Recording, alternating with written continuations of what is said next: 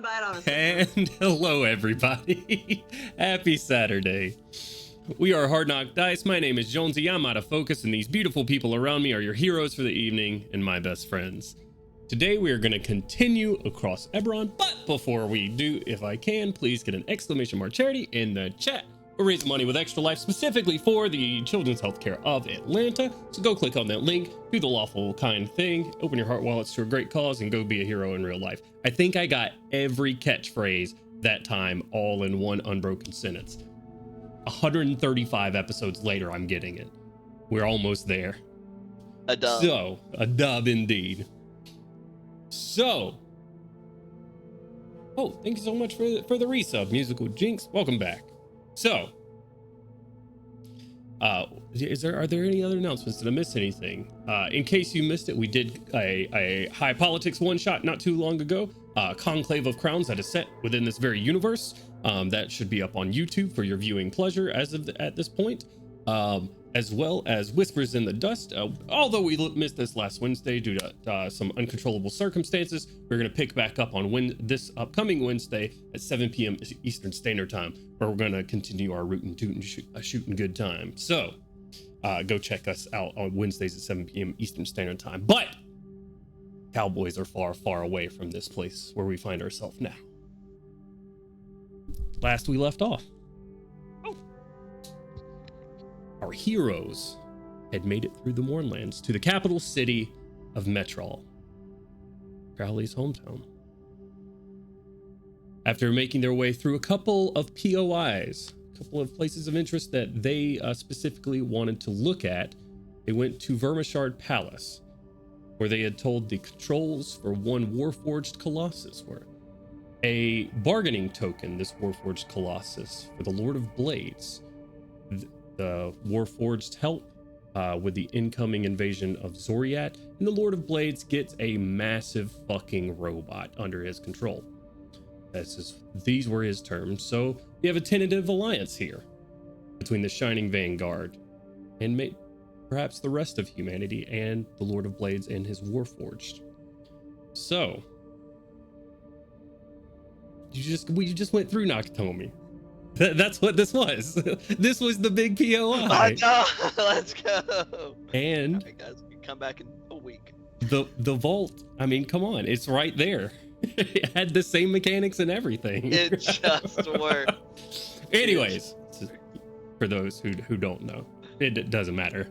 It doesn't matter. Don't worry about it. Anyways, so after fighting their way through Vermishard Palace, a location under the control of some form of madness, they were ambushed with traps and creatures from the beyond, and they finally made their way through this building, facing the ultimate evil of this place, one beholder, who was attempting to erode the planar boundaries between this place and Zoriat, the plane of madness. Our heroes here, albeit not at I'm going to use a lot of negatives here. Not at no loss. I believe that's correct. As Brune, your companion, now sits petrified in the center of the room. A huge statue nearing 20 feet high, thousands and thousands of pounds of stone. And our very own Kashik, in an attempt to dive out of the way of a disintegration ray, lost the use of her leg. Lost her leg in its entirety, as a matter of fact. So, our party, beaten, bruised, but not broken. Shining Vanguard, you are now in this layer of the Beholders.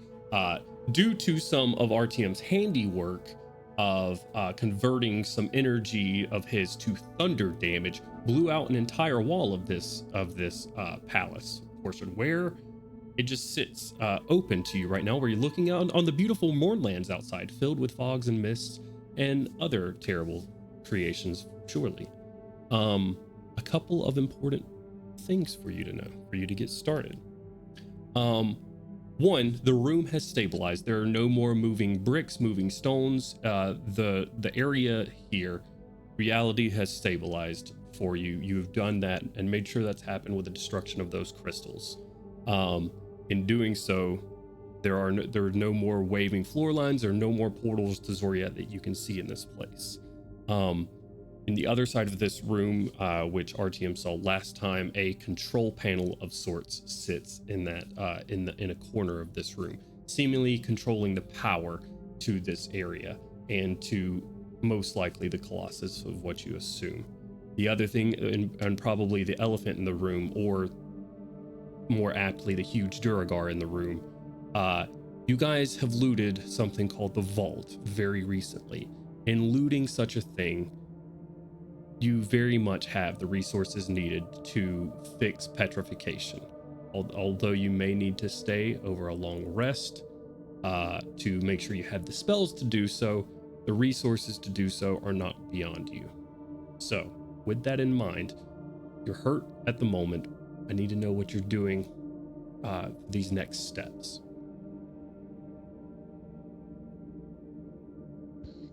Yeah, if we can get the resources to fix our good buddy Broom here, we definitely want to get that going.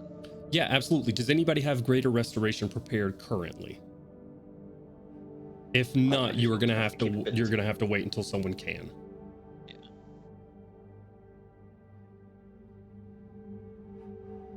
Does Kashik have it prepared? No. I'm pretty sure Kasha I is said the only that one at the end of last right? Yeah, I said at the end of last session that I'd have to wait, take a long rest to prepare it. Yep.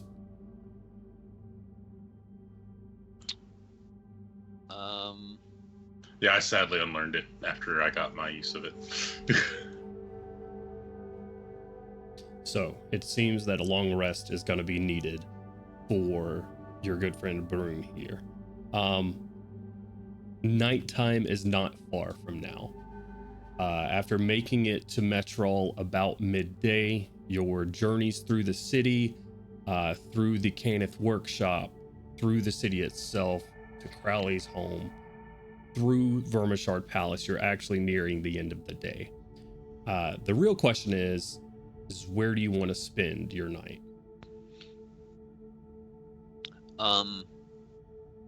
Honestly, unless folks feel like it's too dangerous, I don't think it would be a bad idea for us to take a short rest and then head back down into the vault and make sure that we get every single thing that is not glued to the wall with adamantine. Yeah, absolutely. Yeah, Or a short rest. I was totally down with that. Yeah, we know Pip is for sure.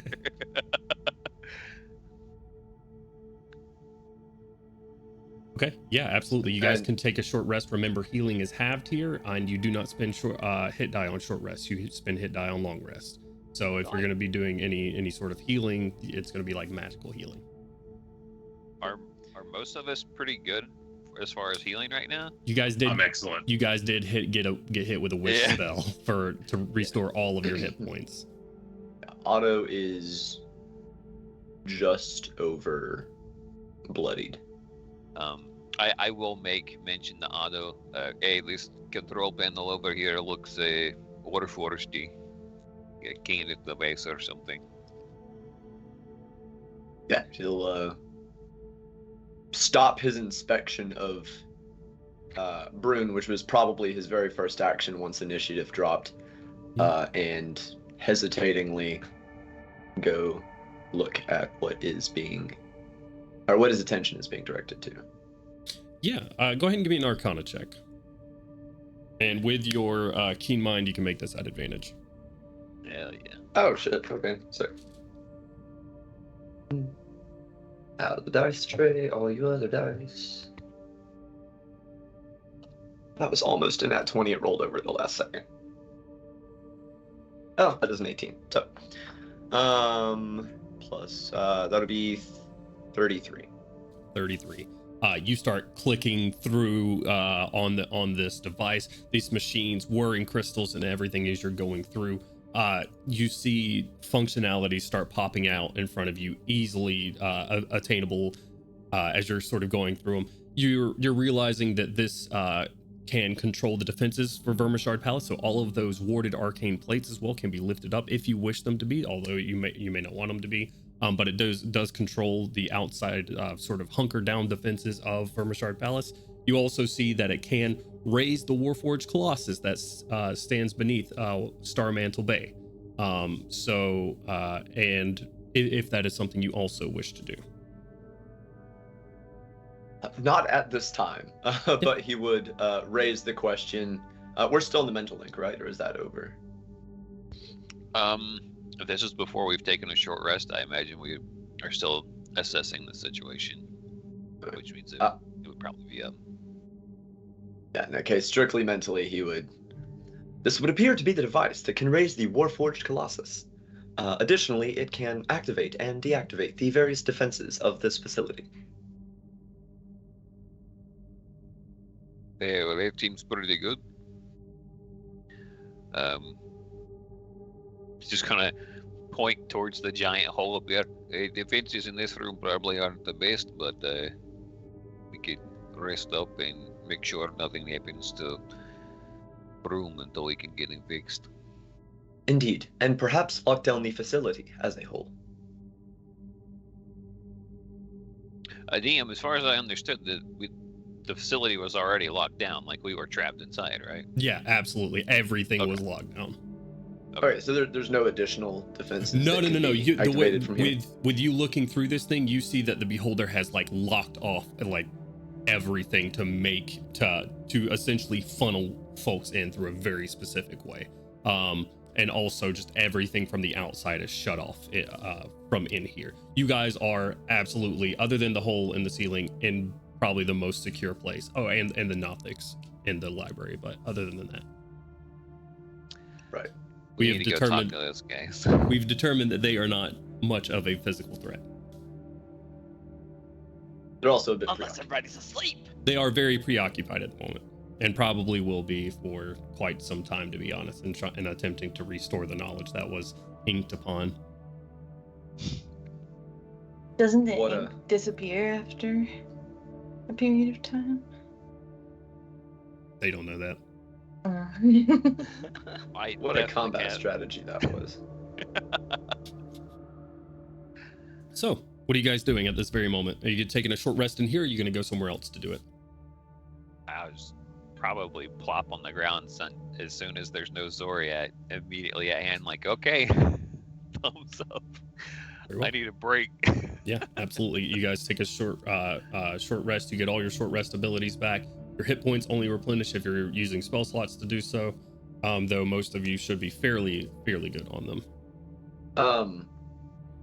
While we're taking the short rest, because Otto will not actually be regaining anything from the short rest itself, he will take the opportunity to reconstruct his dragonfly. Yeah, absolutely. Which technically is a level 1 leveled spell. Do I need to roll a percentile for that? Sure. Yeah, go for it. Just in case fun things happen. 22. All right. Is there anything else anybody would like to do during this time? While you're doing this, Otto, the process of conjuring up your familiar back, for some reason, a lot of the hydraulic fluids that sort of go back into your dragonfly to make sure the wings are smooth, sailing smooth. Whatever it got hit with, when it got hit with the bite, it seems that like it's tainted the magic somehow, and it just starts smelling really, really foul. You're gonna have disadvantage on all charisma checks for the next hour. Noted. He shuts off his own olfactory receptors, although he cannot do any such favors for those around him. Words. Okay. He starts shoving his fingers up people's nose before he starts talking to them. Do you guys wish to go through? So you take short rest. The vault, I'm gonna go ahead and tell you guys pretty much cleaned out with the help of a lot of fast-handed maneuvers down below, as well as an unseen servant. Cleaned out. Are you guys going to go through the loot that you guys have gained from that? Absolutely. Wonderful. Absolutely. I am going to go through some things for the stream. I'm also going to put them in chat for you, so you don't have to worry about them. remembering them. Also, everything that are on these cards that I'm going to put in the Skype chat for you guys is already in D&D Beyond as well. If you're going to add them to your character sheets. So let's do this one by one. There's no specific order to these. It is just the order in which I do them. So since these two kind of go together, I'm going to put them together. Oh, they better work in Skype. I will be upsetty spaghetti if they do not. Unable to send. Wonderful. Oh no. That's okay. We're fine. We're okay here. Okay. I guess it does matter. Write stuff down. You'll better be writing. I can barely read. So, Okey-dokey. Why? Use small words in big pictures. Huh.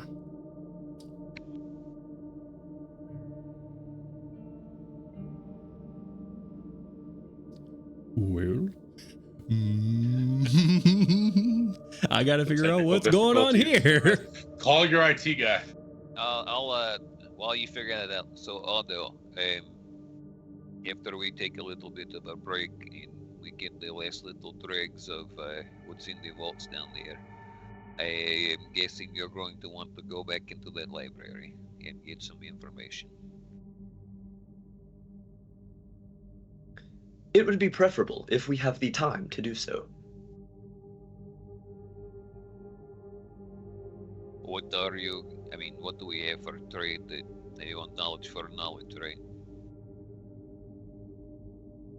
I am unsure. I would need to take an inventory of disposable trade objects. Otto, Knowledge. in that line of thought, give me just a retroactive investigation check for me.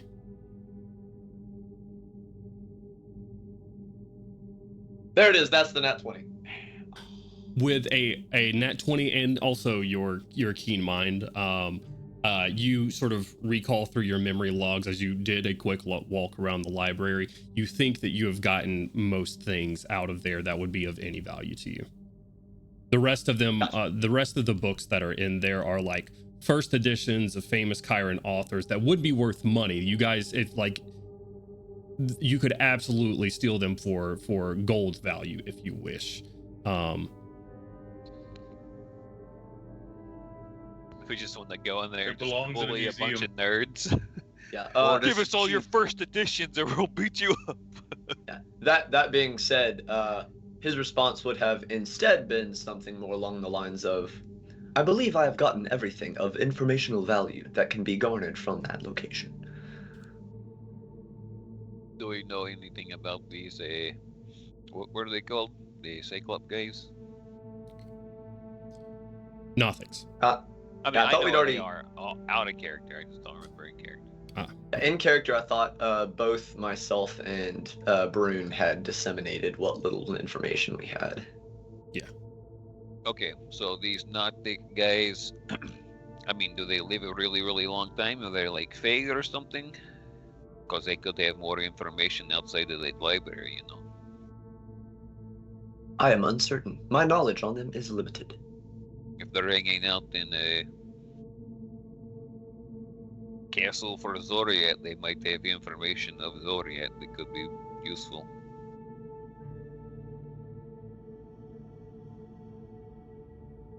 I believe Sound before we logic. depart. I believe before we depart this place, our first priority should be to restore Brune. Right. Well, we'll need a little bit more guessing. Some other phrase that uses actual in-world. We have guys- a car. You guys have a battle mana in the battle tank. van outside. It doesn't use gasoline. Says who? Otto, what did you do? I've been putting gas in that bad boy. It doesn't need it. He just puts it in there for the smell. Give me your fossils. All right.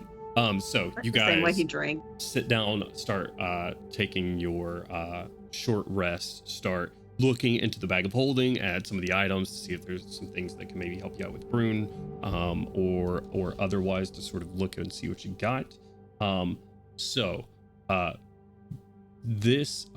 The first two sort of go together. You're going to find a sort of trim bronze and wooden toolbox. Inside of said thing, there are 3 clockwork bees. For the purposes of the stream, I'm going to go through them, but I am going to put them in chat because I know that having them looking there to read also helps. So starting with the bees themselves, there are pill-shaped mechanisms that are 2 inches long, made of brass and glass, has tiny wings that silently keep it aloft. So these bees can help you heal folks if you look at the mechanics there. You can have several of them attuned at one time, but these bees can help heal people that are near you.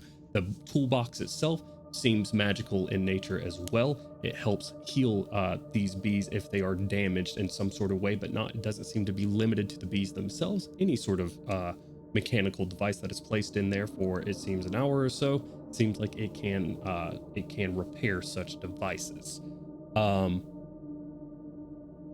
The next item you're pulling out, and I'm sorry, I'm having to do this in a really backwards way, so I apologize for the slowness and clunkiness of this.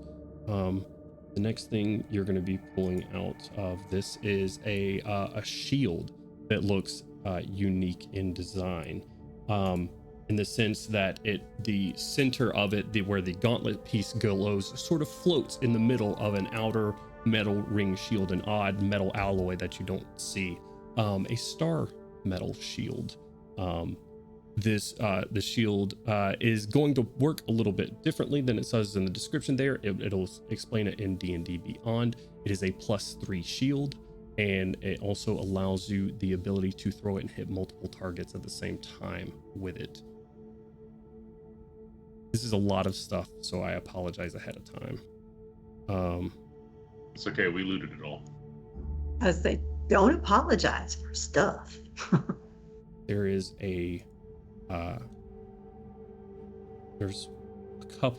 there are several rings in here. This is one of such, made of the same material as the shield, it seems, a star metal ring, that you can spend. It seems to be specifically attracted to metal items, that if you attune it to a specific metal item, that item would return to you.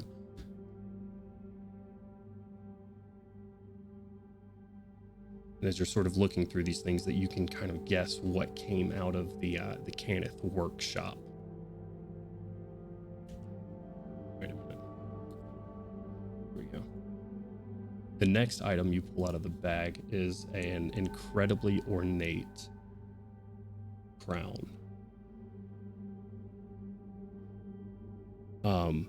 It is an elegantly designed crown that's made of swirling platinum, handcrafted by Chiron artisans hundreds of years ago. And the gems that decorate the front facade of this crown sort of sunburst out, radiating colors from like purples to reds to blues and violets.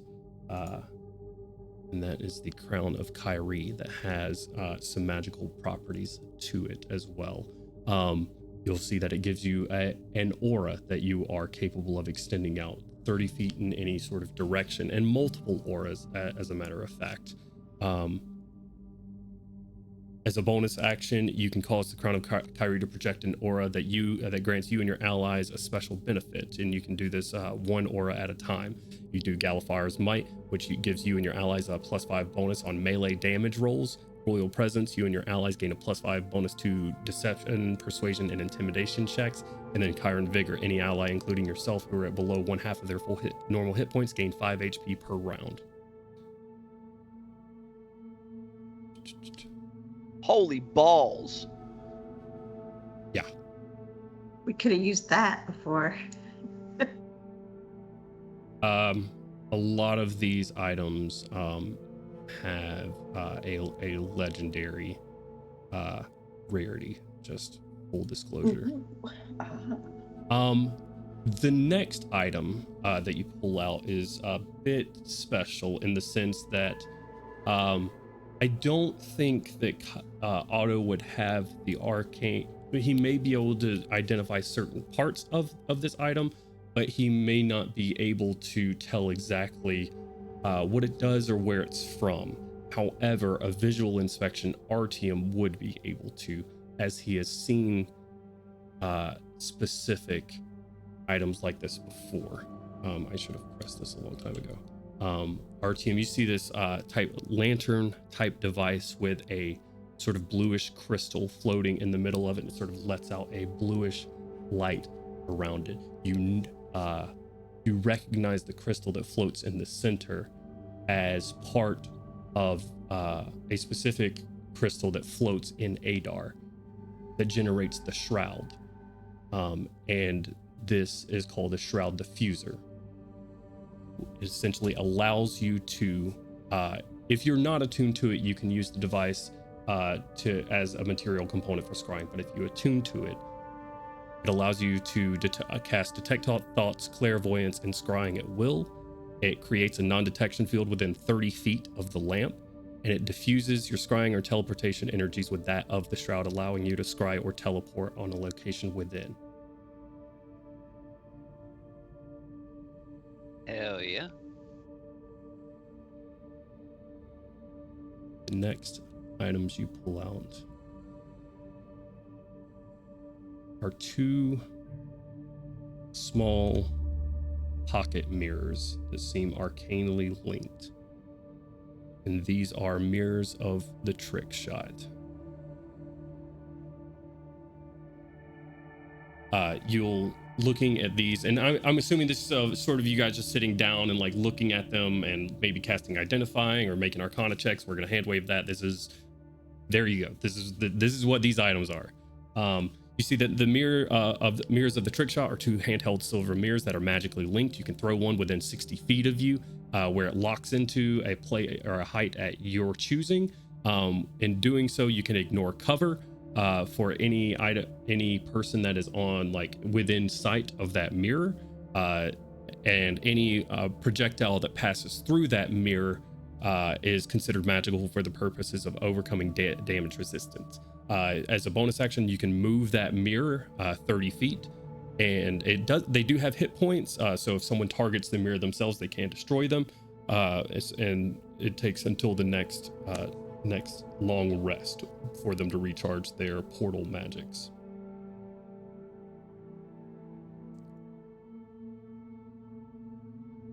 The next item is a one-of-a-kind device that will take a bit of time for you to identify, but in doing so, you realize that this item, it's sort of a small mechanical box, no bigger than a small chest, weighing about 15 to 20 pounds or so, and sort of arcane energies sort of hum in it, whirring from the insides. And after looking through what it can do, it looks like this device can potentially affect weather in an area. This is the Caneth Storm of Vengeance. For our purposes outside of game, it is essentially a scroll of Storm of Vengeance. Oh. But there's some cool artwork and stuff there for you, for funsies.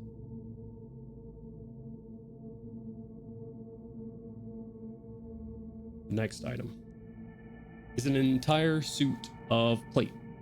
After you finish pulling out Artyom's armor, the next set of armor comes up. And it is a like scintillating, multicolored, full suit of armor. That seems to just radiate all sorts of different colors. It is +3 plate mail and has several. It is +3 if you will it to be. If you will it to be something else, it can be. Meaning, if you will it to be certain colors have different effects. Immunities to damage, abilities to see through certain materials and the like. That is the panchromatic armor. And then a scroll, another scroll that is off on its own. And it is a one-of-a-kind item. This spell is not going to be found anywhere else. The Scroll of Fickle Memory, which essentially erases any one person's memories of you in its entirety. Oh.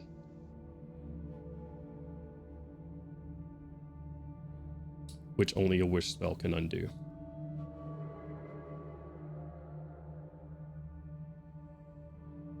There are a couple of items that I did not make cards for. These are all the like homebrew stuff, right? So there's all that aside. And then there's a lot more items that are already in D&D Beyond. I'm sorry, guys, but you rob the vault, you get the stuff in the vault. Don't apologize. We love things. We love I want things. loot. I want We loot. love things. Absolutely love Hyped things. by this. You could So- like hit the big highlights and then just drop a master list. You know, I want to make sure our in case our fans at home want to know also what you got. These all Yeah. the dirty details. So yeah, this is just all the stuff that you got that required homebrew stuff. The next of these items, and I'll wait to actually post this. You find 2 bottles that are inseparable, sort of in the middle, filled with 2 distinct different liquids. You see a vial of sovereign glue and a vial of universal solvent. You guys know that sovereign glue, if it is put onto something, nothing can erode that solvent except for the glue, except for universal solvent or a wish spell. Essentially, it would be hilarious to glue someone's hands together with it. They would never get use of their hands again. Should you use this? In addition, there is and these are things that are already in D&D Beyond, so you can add them to your character sheet. You see a ring carved from hematite and bears an engraving of the friend rune.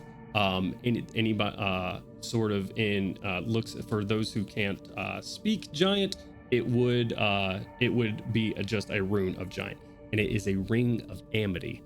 And like I said, all of this is going to be out on one card by itself in just a second. Then you see a golden ring with the face of it that looks like a small mirror with a couple of purple gems around it. This is a ring of spell turning. While wearing the ring, you have advantage on saving throws against any spell that targets only you, not AoEs. And if you roll a 20 on the spell, on the save, and it's a spell of 7th level or lower, it instead has no effect on you and reflects that spell back at the caster. In addition, there is a scarf that is made of what looks like bluish platinum scales. It is a platinum scarf. And as an action, you can pull a scale from the scarf and speak a command word. When you do so, you can do a couple of things. You can heal your allies with the scale for not an insignificant amount, 10d4 hit points on you. 1 second. On yourself or a creature you touch. It can become a +1 shield, or it can become a radiant hammer. And it gets once three scales have been pulled for the day, it becomes non-magical until the next day. Next item, Jesus Christ, is a sort of like a saucer-sized ruby that has etchings not on the outside, but it looks like from the inside of the gem, arcane runes that look etched from the inside of the gem. It is called a ruby weave gem. And you can use it as a spellcasting focus, but it has 3 charges and regains all charges daily at dawn. When you cast a spell holding this gem, you can expend up to 3 charges to ignore the spell's material components with a gold piece cost up to 500 gold per charge expended. Essentially, you can ignore up to 1,500 gold of material components for any spell you have while you're attuned to it.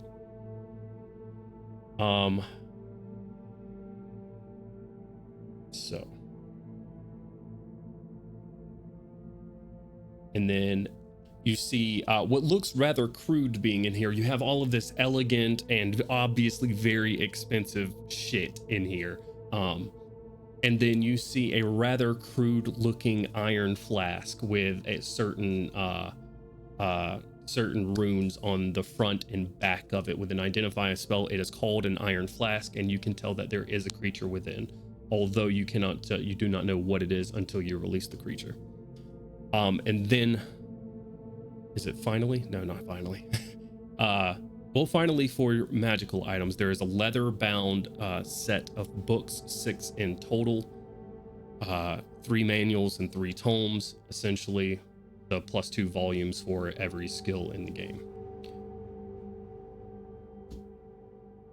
How many of these volumes? 6, 1 for each of the skills in the game. It is all mean of them. For attributes. Correct. Yeah. For your So- every attribute in the game. Sorry, not Okay. skills. So con, dex, charisma, Sure. intelligence, wisdom. All 6 of them. And they were Oh. active. Okay. Magical items out of the way. Non-magical We're gonna items, put all of the manuals. but items of value.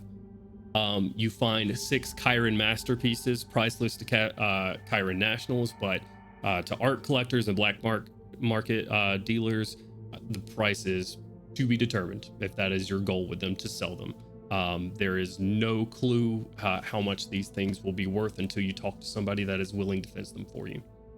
And then gems and jewelry. And this is the end of it. This is all you get. I'm done. Gems and jewelry. A total value of miscellaneous gems and jewelry of 31.4k platinum pieces or 314,000 gold pieces. Of this 314,000 gold pieces worth of gems and jewelries, diamonds make up roughly 55,000 gold pieces of this value.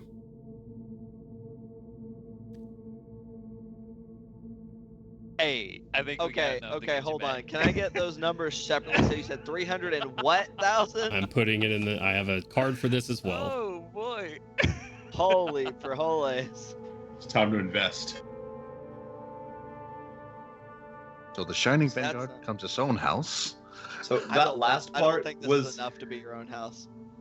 that last part is exactly why people keep coming into the Mournland. Correct. Okay, so hold on. Not we anymore. gotta separate this math, everybody. So if there's 314,000 worth of jewels, but 55,000 of that is diamonds, how much is not diamonds? I Somebody that will isn't me. say, I'm gonna say this. 259,000. Yep. Thank you.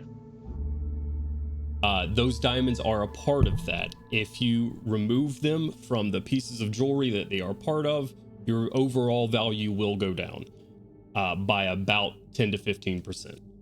Fudge. Of non-diamond gems. So, Shiny Vanguard, there is your loot. Well, That's a lot of fucking loot. Hell yeah. That was a lot of loot. All right, everybody, start fighting over the manuals I'm now. just- Get it I'm out of just the gonna- way. I'm just gonna come out and say it. The Chiron crown belongs in Chiron hands. That's all I'm gonna say. Yeah, are you ever within 30 feet of the party during combat? I am when I have to counterspell for sure. No, you're not, because that's within 60 feet. Yeah, but I still have to get close because they're usually flying. Hold on. Are they 30 foot? What is the auras? Yeah, they're 30 It's 30 foot. foot Auras, auras, 30 yes. foot. All right. If I'm watching my- you, man. I'm gonna start measuring every Hey combat. man, I'll be right there. Trust me. Here's what we do. We can weaponize summon creatures to grapple Crowley and move him around the battlefield. to That's get fine. people in the aura. As long as I'm strapped to the back of these creatures, I do not care. We can But go anyway, to- Crowley shows interest in the Chiron crown and the Tome of Leadership and Influence. That's it. Small price. That's all. Well, so there are going to be some obvious folks who would get certain tomes and manuals, but obviously there's going to be some people that are there's a little bit of double up. I know Pip and Azure are both going to be after Dex, and me and Brittany are both going to be after, or Artyom and Kashik will both be after Wisdom. If you guys wish to Rock, have these paper, conversations scissors. now, we can, or or you can rock We're paper having this scissors. conversation Right. now. Take what Okay. you want, just give me the scraps. I think the tomes, the expendables should wait till we're no longer in the You morning. call it expendable, you fuck. He's calling You know, I the think we should take tomes. 2 days He's calling the before we get to tomes Brune. Let's expendable. just take 2 days. Yeah, I mean, we don't have to bother divvying out the loot now. We can all argue over it over the break. Like we can use what we need to use now. Looking at you, Ruby. Yeah, no But shit. yeah, but those can be swapped back and forth on long rests. Yeah, you know.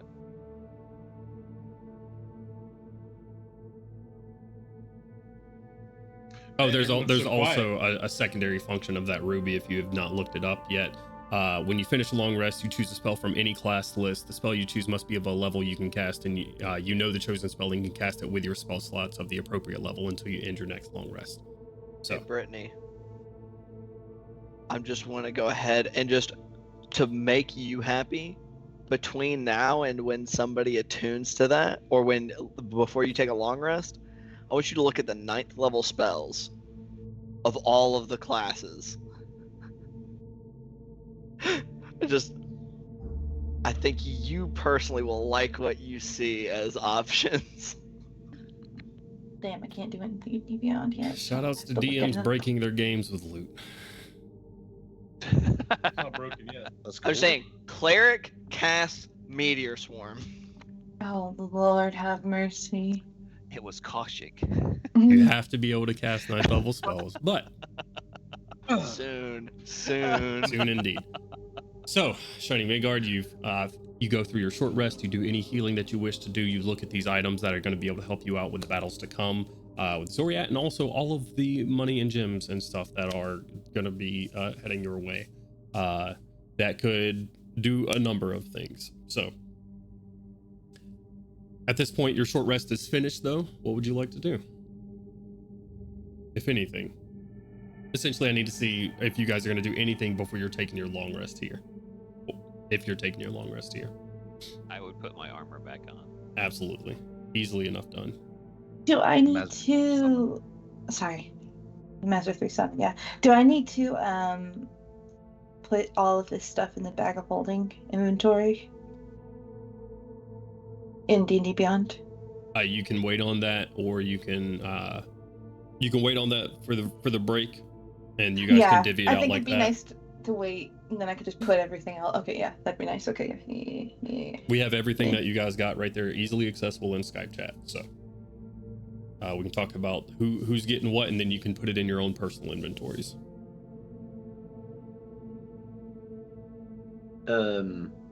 At some juncture, after the short rest, seeing as reconstructing the dragonfly takes the entire short rest because it is a 1-hour ritual.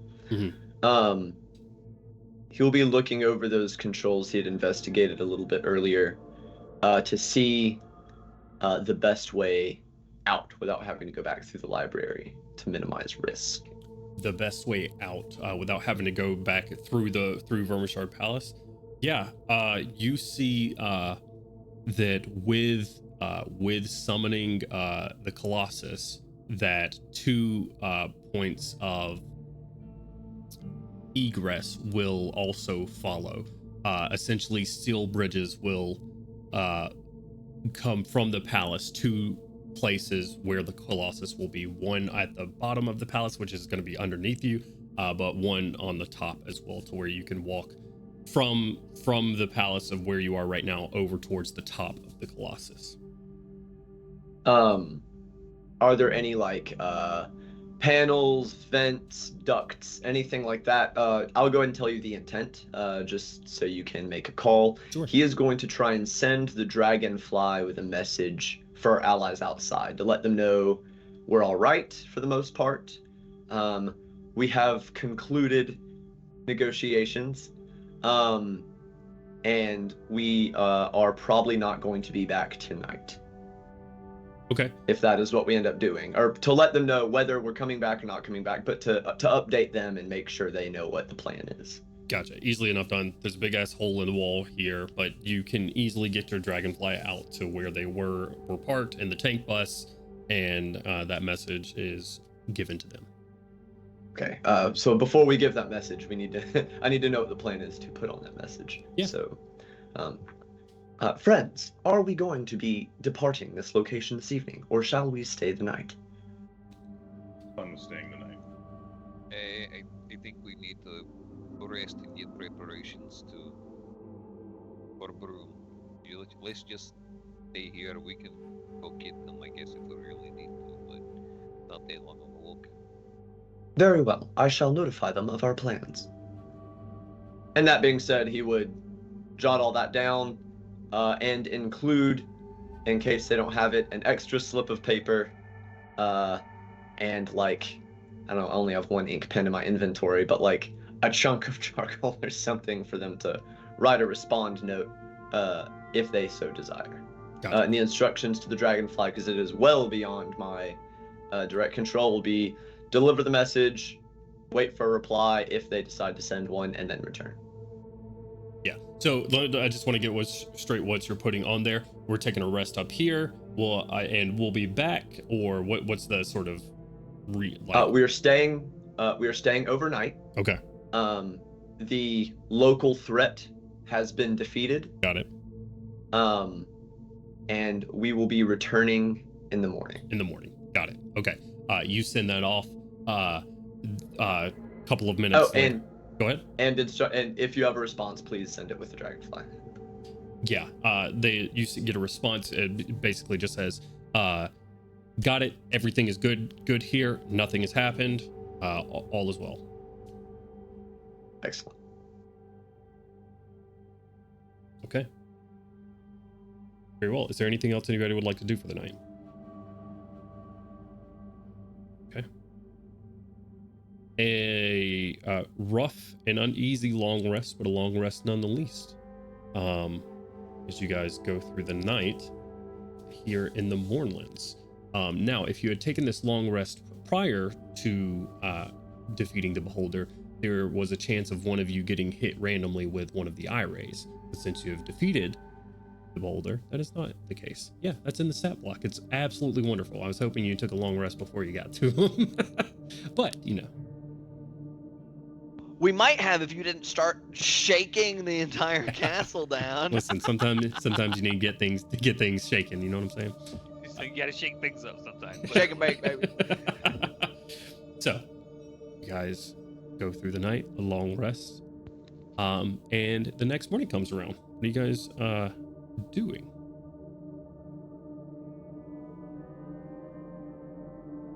It's pretty good. Well, I'm preparing a couple different spells here, so let me prepare my little spells. Gotcha. I assume Greater Restoration is going to be on one of those.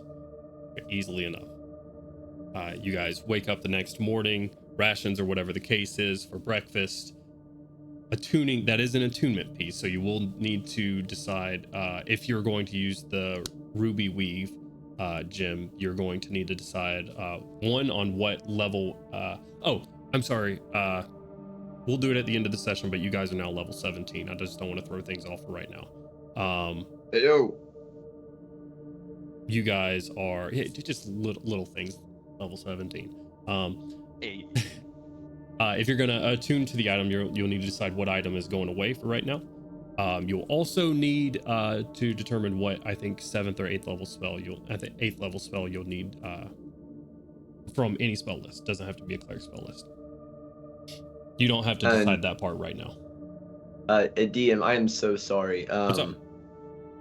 At some point during the night when he wasn't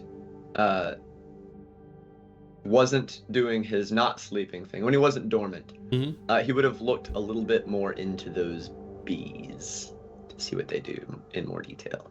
Yeah, description is on there. You can easily determine all of the bees and what they do.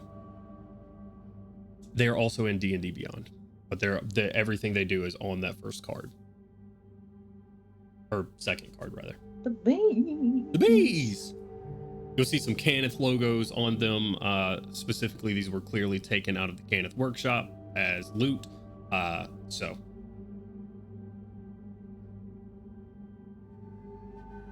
Also, I'm gonna regenerate my leg. You can cast Regenerate to get your leg back. Yeah, absolutely. Yeah. Very well. Why though? You wake up the next morning, you have a little baby leg hanging there. So I can walk more than 10 feet. Thanks. You got like 10 feet. That's way more than 2 legs. What level spell is Regenerate? Oh. 7. Ooh, Can you roll a- I didn't think about that. Hold on What a if minute. what if you get Maybe- hit with the thing that Artyom got where it just doesn't work? D100, is that what it is? If you're going to cast a spell, I need a D100 roll. I want my leg back. Oh, gosh. Probably your good set of legs. Okay, give me Just wait. Like, what? Okay, wait. And, Did you already uh, roll? My Skype restarted.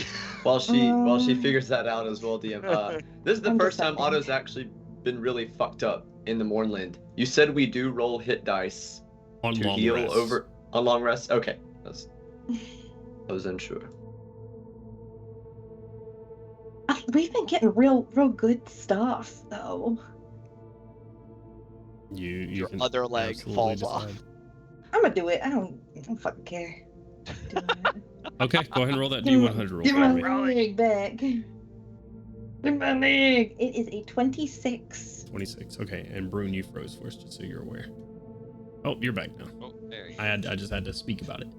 No, Brune is petrified. Remember, he freeze. Yeah, I'm not frozen. I'm petrified. He's stoned. At first I was afraid. I was petrified. God damn it. Before folks roll hit dice, if that's something you're doing, Kashyyyk cast Uh-oh. this regenerate spell. Uh-oh. And the regenerative magics seem to ripple out. Everyone regains 9 hit points. Yay! Do I get those hit points? Yeah, you get those hit points too. I do? The statue does not seem as cracked as it was. Yeah, why not? Hell yeah. Oh wait, I wasn't missing HP. I forgot. Never mind. Darn. And this baby leg grows pretty fast, Jones. I think it said 10 minutes, but I could be wrong. I might have to relook at it. Regenerate. Like 2 minutes.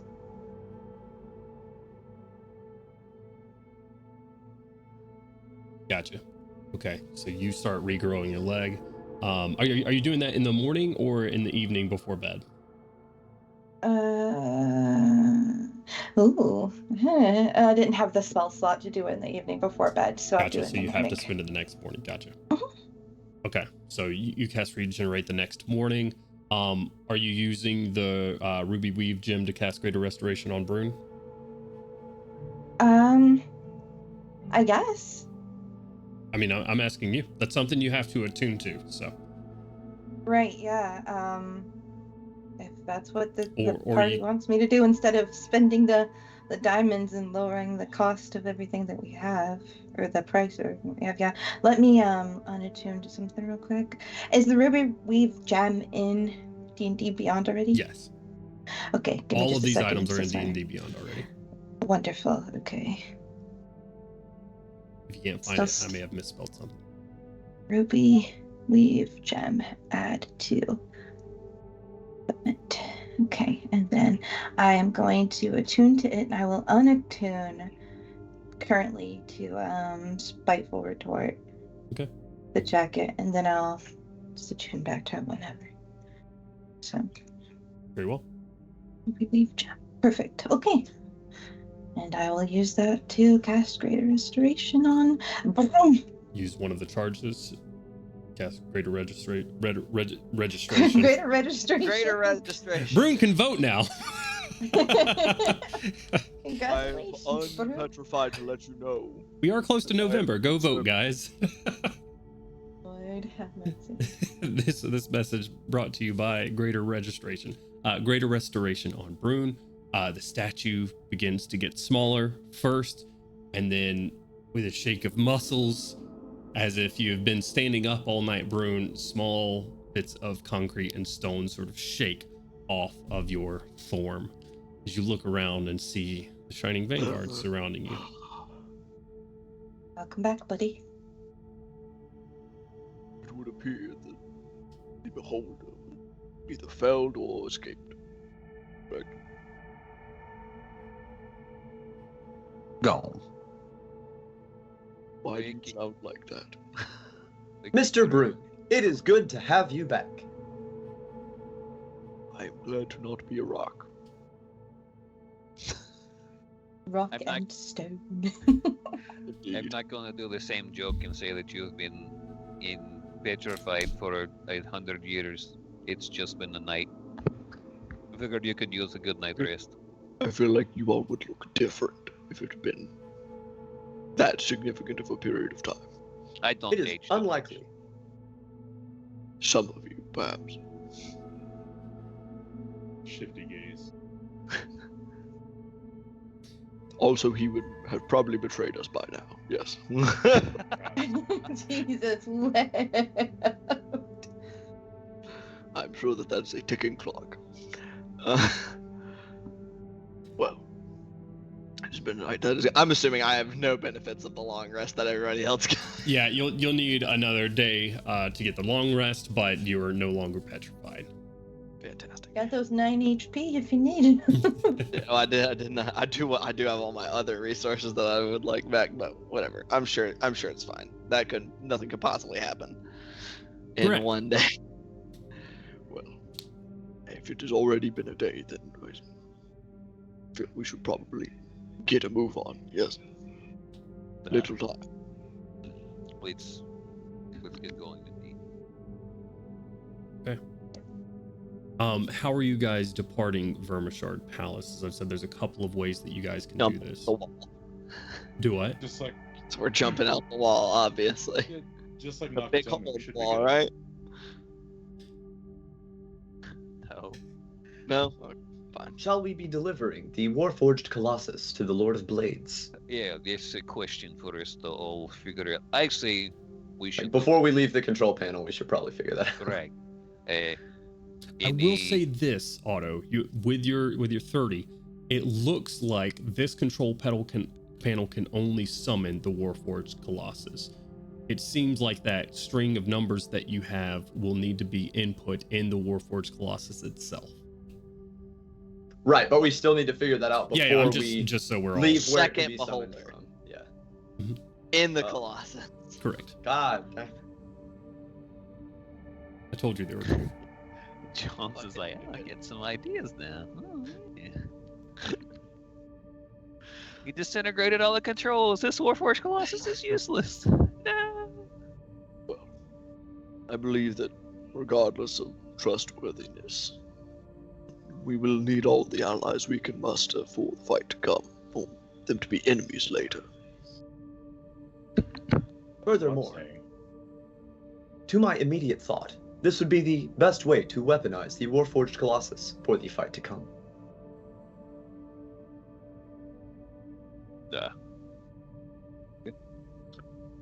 Agreed.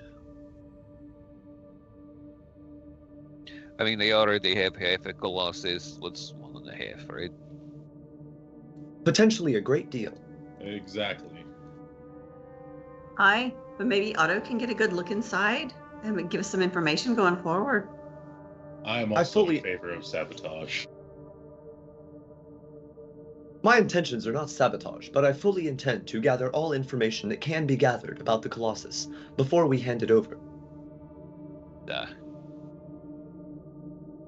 We should Either so that its Oh, sorry, go weak ahead. spot and paint it bright orange, just in case. Exactly. this knowledge could be useful both. Oh, sorry. Good. This knowledge could be useful both so that we can best utilize it in any potential conflicts, and also so that we can counter it should the Lord of Blades and his associates become our enemies at any juncture.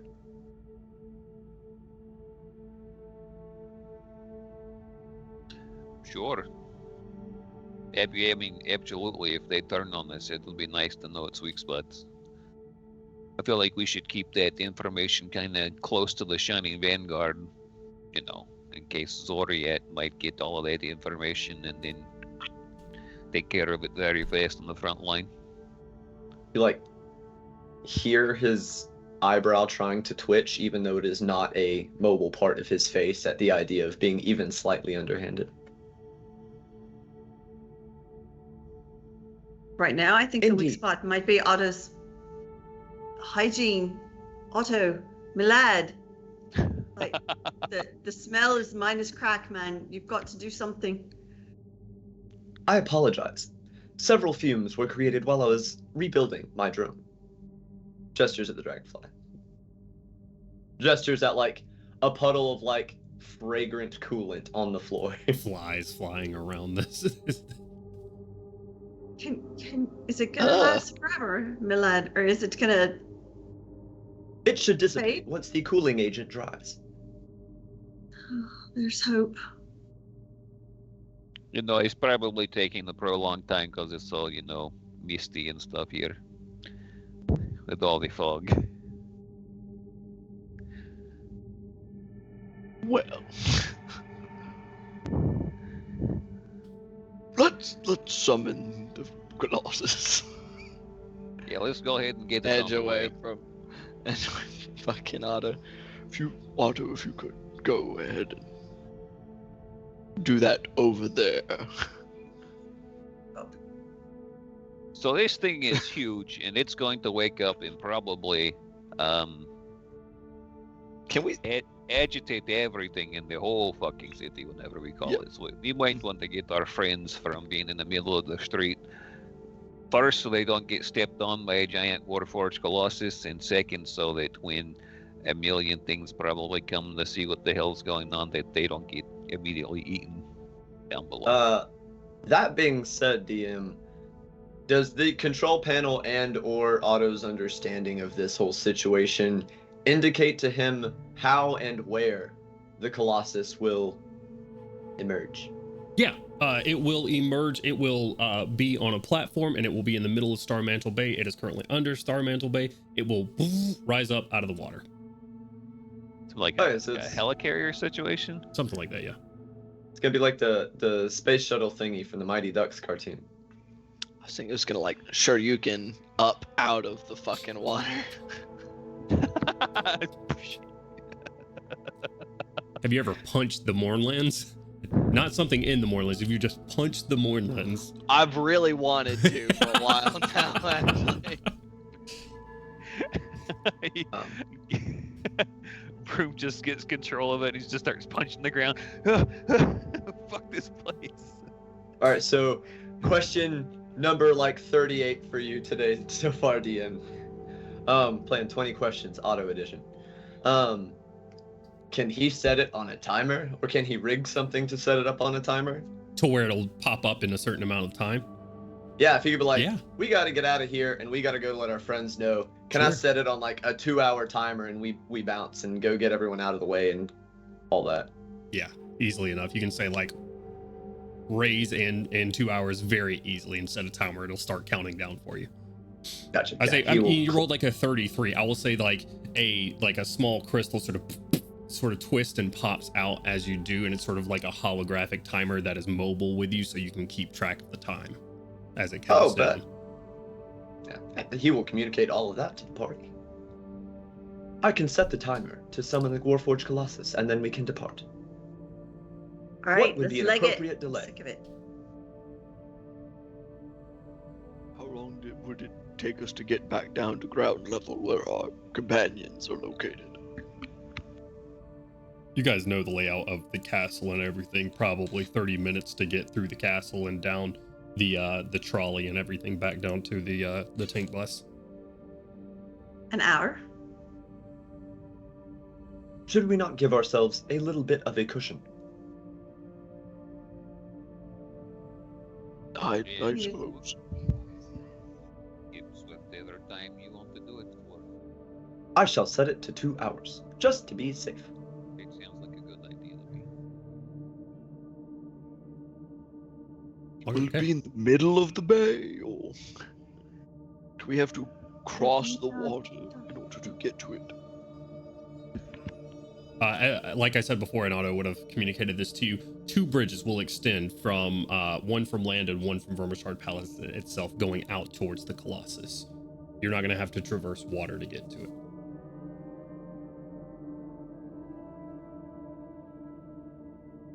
So, you set a timer for 2 hours on this Warforged Colossus. You guys start making your way back through the castle and the vault itself and everything else. You scoop up whatever diamonds and gems and stuff that were left behind that will equal your total that is on that card, because I'm not changing it, and you're going to deal with that. But you scoop up everything of value as you're sort of going through there. Anything that would have been left behind. The remains of the mage bred beast that you're sort of leaving behind in there.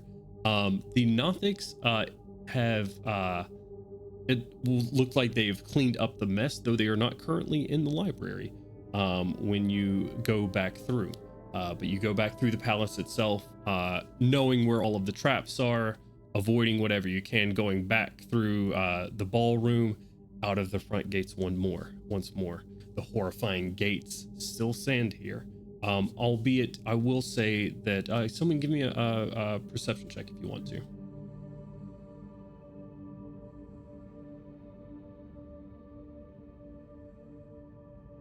That is a 28. 28. Oh.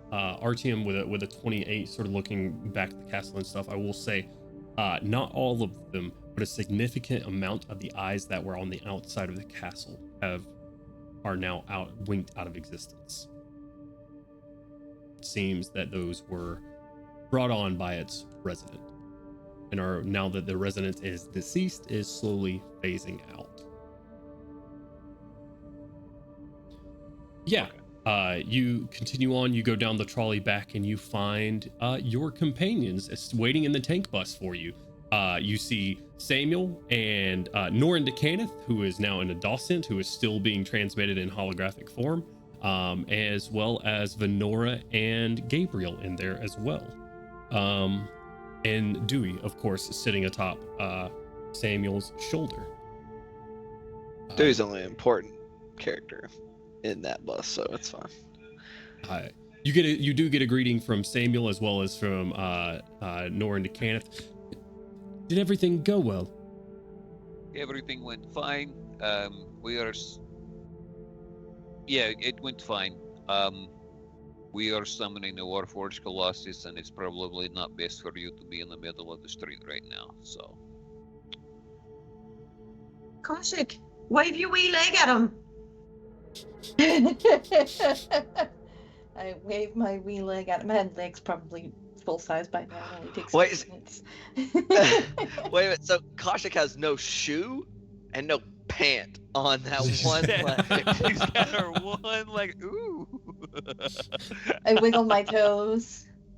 Good thing I got a nice pair of boots that I can wear. Do I have to attune to the walking boots? The boots that were made for walking? If The I put 'em funeral on? marchers? No, those Yeah. are not attunement. Alright, well, new boots. When we were taking our rest last night, it was hilarious. One was all fresh and new, and the other one had like 2 weeks worth of not cut hair on it. She said her razor got eaten by a living spell, but I never seen their shape before. The ones that Okay. are toenails so grody. It's all like got dirt. She's got a hangnail. You guys stop talking about me like I'm not here. Goodness, yeah, please. She lost her hair, or How's my hair coming back in? Yeah, no, your hair is actually almost grown back to the length that it was. Yours as well, Artyom. It seems that this is on a 24-hour timer, though unfortunately, all of the items that were in it did fall out. So the beads or jewelry alike had fallen out onto the ground. But you guys are back. Venora looks at you and goes, "So there is a Colossus." Indeed. And what is the plan with it? To honor the bargain that we made. We're about to go get it, Milan.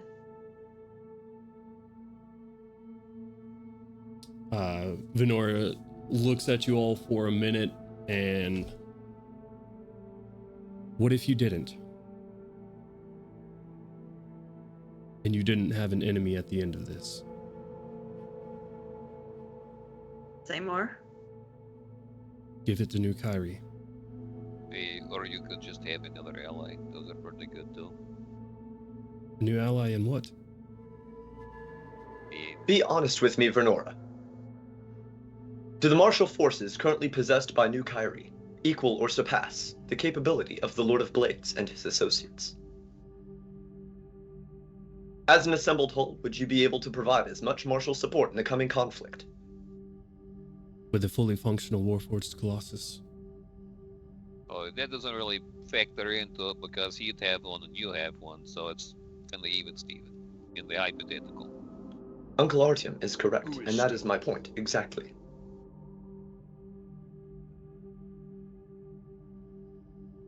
I would hope that New Kyrie would be participating regardless.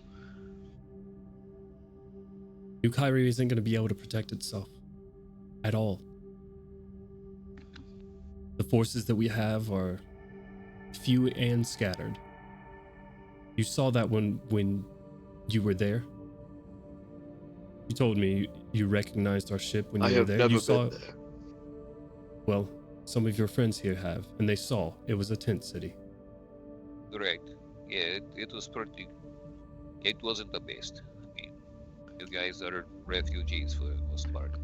And I get it. It would be nice to have a big, giant metal man to strong arm people into seeing you as a military power again, at least some way. Not strong arm anything. To I don't defend trust ourselves. literally anything you say. Let's just go ahead and get that over there. Doesn't matter what you trust or not. It's a matter of the reality of our situation. We don't have the ability to defend ourselves in any way from any incursion. Realist soldiers come in as they please and do what they will. As of now, how do you think we'll fare when this next battle of madness comes along with nothing? What little Kyrans remain will be wiped off the planet. We're trying to make sure that we see the planet till next year. So And while wiping out every other Kyran. That's a cost you're willing to pay? Yeah, if It's not one that I am. Fuck you. If it means that the material plane gets to see next year, it is what it is. You would see the entire mortal realm destroyed. No, I wouldn't. But you would have If those an are your ally. two options. You would have an ally during the war and after. Nothing that you have to worry about after the fact. Someone coming for, what did he say? The end they deserve. We shall handle that problem once the first has been concluded. Or you handle the problem preemptively, you give New Kyrie the Colossus, and it's on your side anyways. It is not simply the Colossus that we wish to be on our side. Were that the case, I would control it myself. This is also a bargaining chip to get... This is also a bargaining chip to get the Lord of Blades and his associates on our side. They are a threatening force, capable of incredible violence. And that is what we need first and foremost. If you can provide that same, or greater, incredible violence, I implore you, present your case now.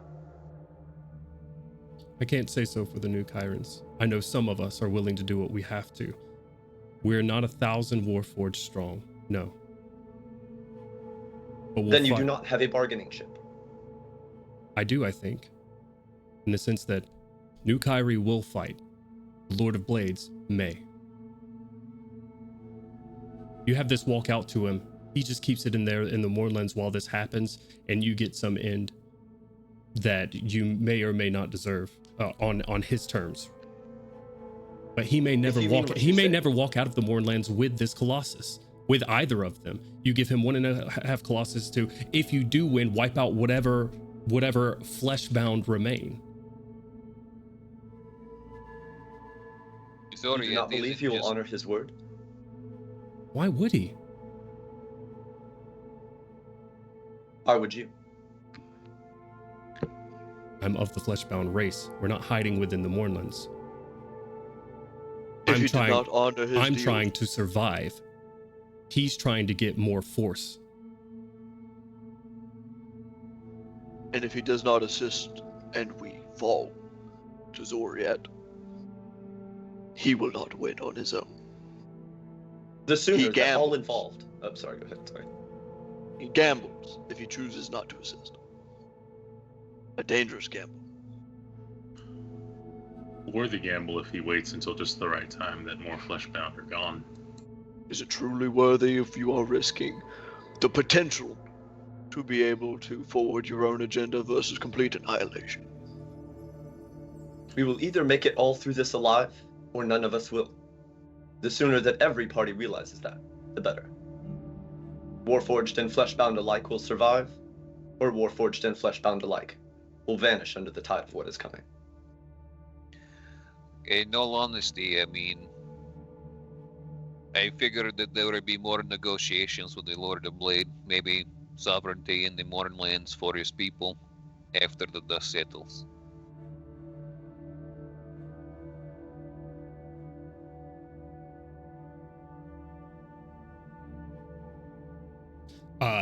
After this sort of conversation going on, and after walking out of you see you're winding down to about an hour. Otto, you guys need to start at least moving towards the direction of your, Oh shit! if your plan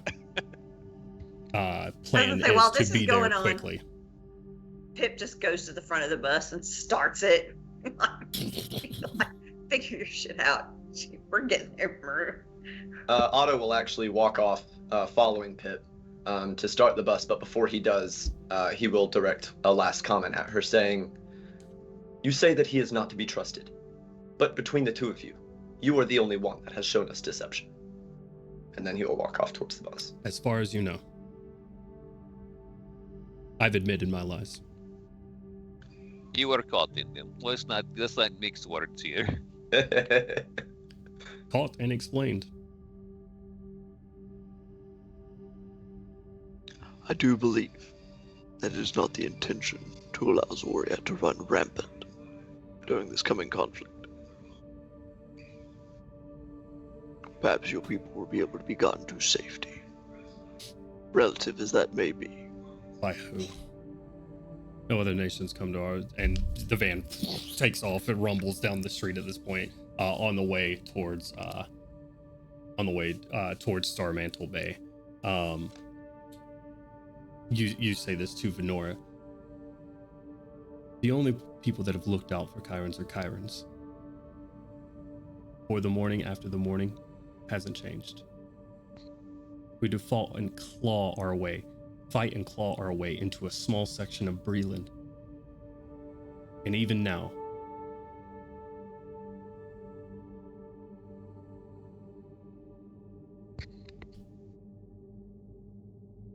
we've lost one home. There's a smattering of us left.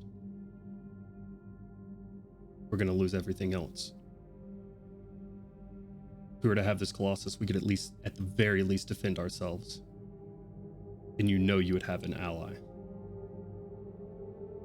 I know that you previously said you would use a weapon to force your way back into prominence. Again, you're putting your own words into my mouth, and that's never what I said. I said that we would defend ourselves. With the weapon you believed caused the mourning. If it existed and we could get our hands on it, absolutely. I would do whatever I need to ensure our survival, because what we're doing right now isn't that. I feel like you're looking at this thing from a political measure, and I'm looking at this thing from an Armageddon sort of I'm looking vision. at it from a survival aspect of me and my people. Right. I Miss don't Verdor. care about your people. I care about your species and the living people on the whole of Eberron and Corvair as a whole. Your group of refugees from this town, no offense, Crowley, this sector, are but a very small fraction in the overall survival of What do you mean, no everyone. offense, Crowley? You're from Kyrie. Yes. And you're going to allow this to happen?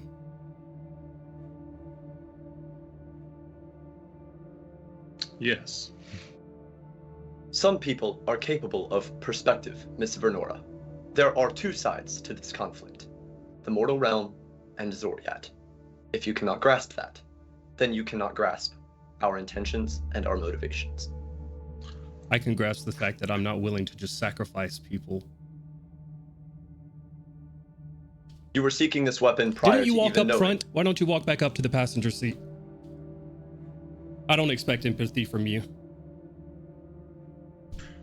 Crow looks down, makes sure he's still wearing his Chiron garment. Like, okay.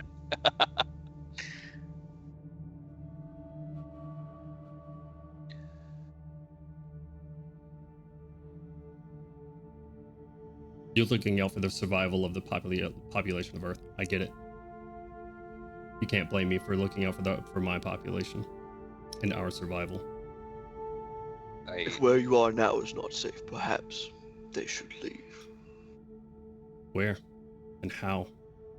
Anywhere. Is what I did. It is a last resort for us where we are now. That's what I'm saying. The world is full of cities, nations, places to go. We are a group of people that are defined by geography that is now uninhabitable. I'm sorry that your home does not exist, but you still have your families, if there are left, that you found. Make a life for yourself. Don't try to cling to the past. I don't know what you want me to say. I'm trying to save the world. I can't save a culture and put that before the fate of everyone. She stops talking. She goes silent. You guys rumble down the streets. Is there anything else that you guys would like to do on the way over towards Starmantle Bay before this timer goes off?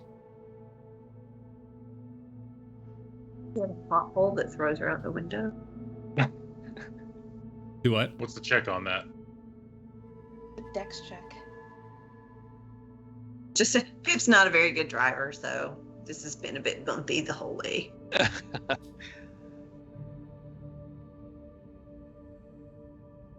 All right. Didn't we determine that only Otto and Crowley are actually trained on driving this thing? Correct. Yep. So Otto the gives transmission only- definitely fucked by this point. Otto gives Driving. only enough advice to Pip. He's co-driving, but he only Is gives it? barely enough advice to preserve the structural integrity of the vehicle and no more. Is the bus manual? Of course it is. Why wouldn't Hell it no. be? Otto would never create such an archaic machine. Hey! Whoa. This is why Milo's gone. You guys make it to the edge of Starmantle Bay, the sort of mist and fog surrounding the waters in the area. Your timer counting down, to about 20 to 30 minutes at this point. Are there any sort of preparations you would like to make for this?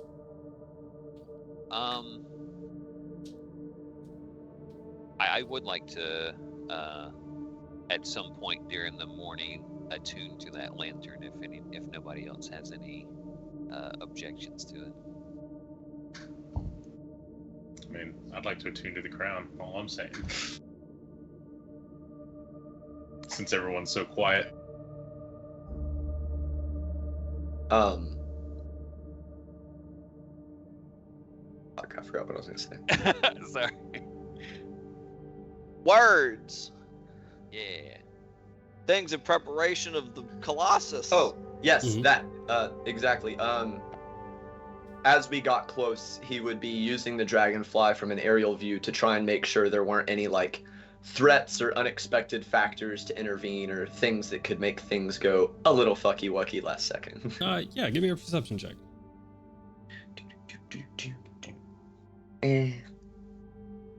I miss rolling over a 20.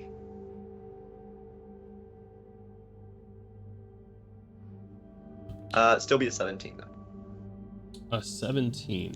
With a 17, you don't see much movement out here in Metrol at the moment. The chanting that you guys heard from the night before is no longer happening. As you roll up to Starmantle Bay here, all is quiet. Your drone out and above, scouting above, the streets are quiet. Your drone will see some movement every now and again. Quick analysis pops up of just ghosts, as that is a common occurrence here. But other than that, nothing that seems to be directly attempting to intervene with your plans here. Oh, just ghosts, you know, the norm. Hmm? It's just really funny because, like, literally anywhere else that would not be such a. Oh, yeah, it's just you know. It's Just whatever, ghosts. man. Just waving to the spirits. Hello. Very well. If there's nothing else you guys are doing, the timer will go off. I would like to just keep an eye on Venora from here on out as we have gotten close to this. Sure. Yeah, same. It's like, I do not trust the fact that she might not try to do something drastic. Okay. Miss Nationalism over here. Nothing wrong with a little nationalism. You can give me a perception or an insight check, your choice. Well, I have advantage on insight, so I'm gonna roll. Sure. You think it'd be better if we put forbearance on Broom or Pip? Automatic sneak attacks versus never go down tankiness. If you put what on me? Say forbearance? I'm sorry, foresight. That fucking lantern lets you cast foresight? Oh. We leveled up, right? Oh yeah. Well, do we I thought you said we're do doing we it at the actually end of the gain the session. benefits of level 17 until the end of the session? We can do it over break. You guys will Okay, get it. break. You guys will get it after break. Gotcha. So we'll handle it that way, or at the end of the session. Whatever works out better. We'll get to it. Still level 16 for now. Shouldn't have even Yeah. said it. Okay. I got a 16 on my insight check, by the way, Jones. Okay. And Azur.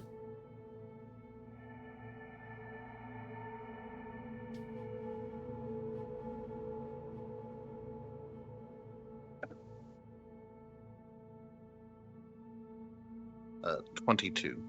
22. With the 16 on insight, Brune, she is just deeply contemplative right now, it seems. She's kind of gone silent with everything that's been spoken at her, and it isn't really talking anything. Brune with a 22 insight, or is it perception? Which one was it? I was not the 22. I was the 16. I'm sorry, Azur with the 22. What was it? That was Perception? perception. Okay. With a 22 perception, you see her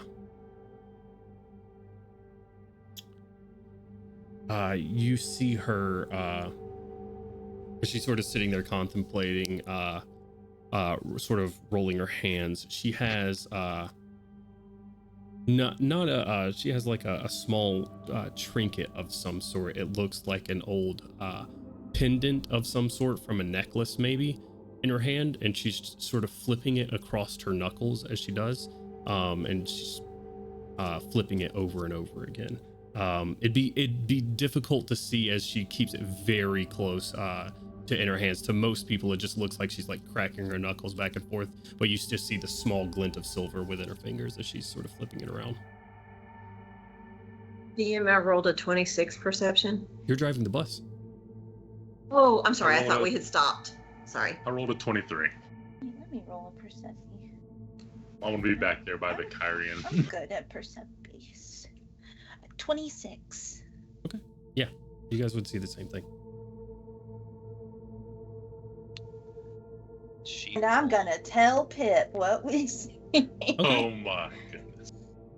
Just to keep her informed. Sure. She's got You sister? she has a pendant in her hands.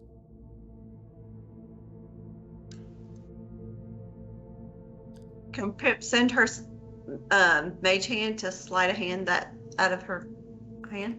You want to attempt to steal something that is in her hands currently? Well, maybe not. We'll wait. We'll wait till we get there, I guess, and see if she gets her attention somewhere else. Okay. I was like, kind of want to put her on her guard. I was like, Bro, y'all I want to was bully like, this I'm gonna wait. lady. What is she Some thinking? people deserve I to be didn't want her in bullied. the first place. You cast Detect Thoughts. Yeah. Okay. Let me look up Detect Thoughts because it's been a minute. Second level spell, 53. Otto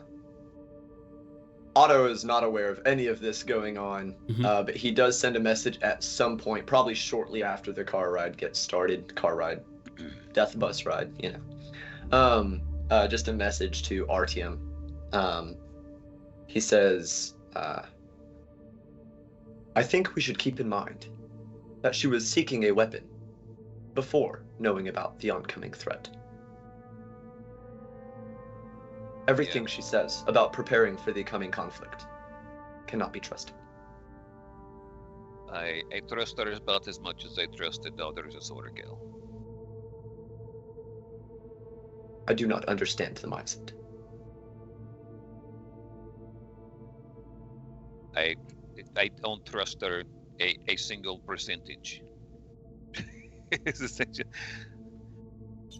What are we you not so just palatable? doing- Yeah, go I'm ahead. just trying. She seems to be in deep thought, so I'm trying to see like if she's like in a, type kind of thing, focusing. Like if she's in the process of like, how can I figure out a way to steal this type kind of thing? If she's like in go mode to try and do some shit, I just like to pick up on it. Sure. So you're just getting the surface level thoughts at the moment? Yeah. Okay. I'd like you, if you're attempting to keep this under wraps, Sure. I'd like you to go ahead and make a sleight of hand check for me. It's a 15 on the dice, and I believe my dex is +3. Yeah. Okay. It's, natural 1 on her perception check. She seems to be in very, very deep thought. She's not paying attention to what you're doing at this point. You get her surface thoughts as of right now, and the surface thoughts of Venora at this very moment are pretty scattered and desperate. You'll get her thinking, how do I convince them? I don't know what I can say, sort of like trying to go through different ways. It's like maybe I can go the route of, if any of them have a homeland. That's been destroyed. The dwarf said something about that, or the Duragar said something about having to uproot and move before.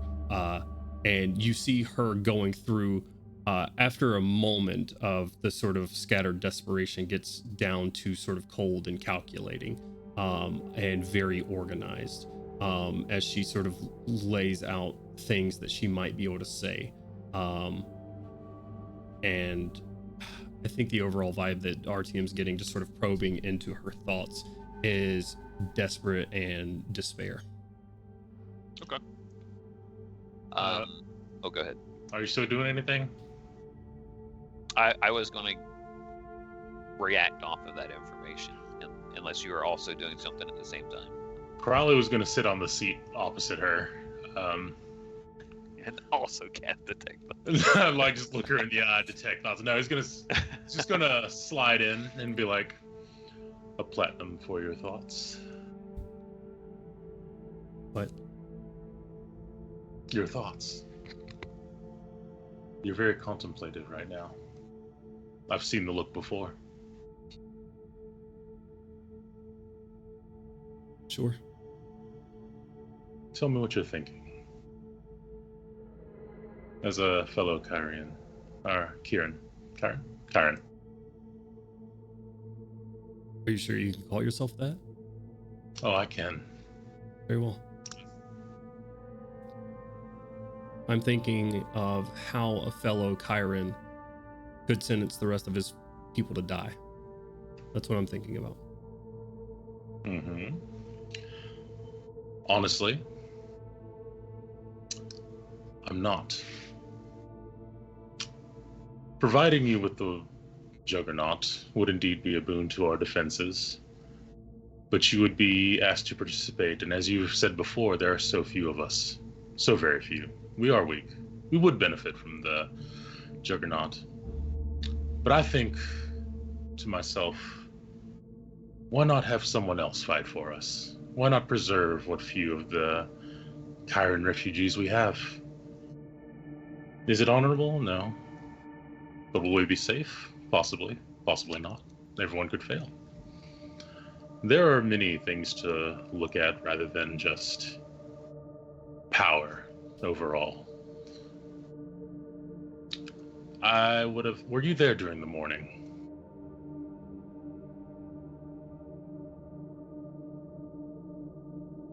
No. I was. I looked eye to eye with what power does to a entire nation when wielded with unscrupulous means. When it's just used wildly for gain. I watched the entire city of Metrol go down. I assure you, I would never want to see that happen again. And what do you suggest? Because I assume you're getting to something eventually. Well, what is your counter argument? Do you just want to take the Juggernaut, and there's no guarantee we'd be safe, and we would perhaps lose many more.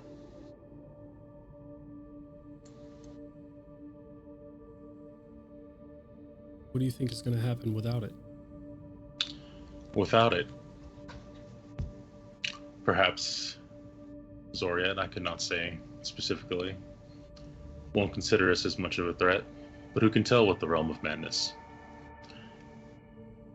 Certainly, we'll have to deal with other regions, nationals, countries that will continue to look down upon us, but we will still be alive.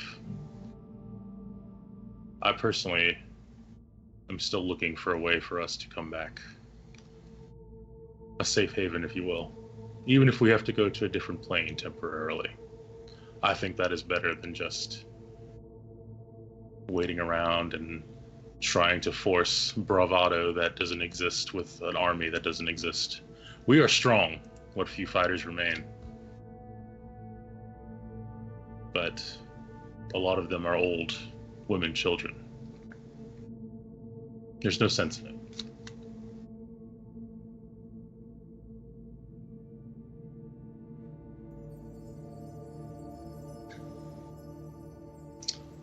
Let the Warforged fight for us.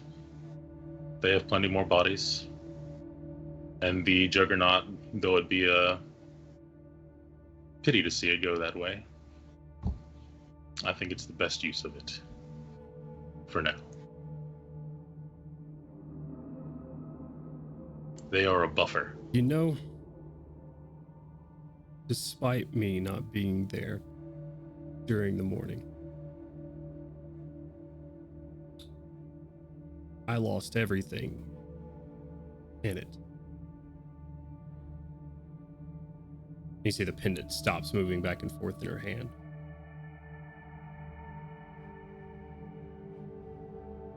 And I saw what happened to our country and our people when we had Warforged fighting for us.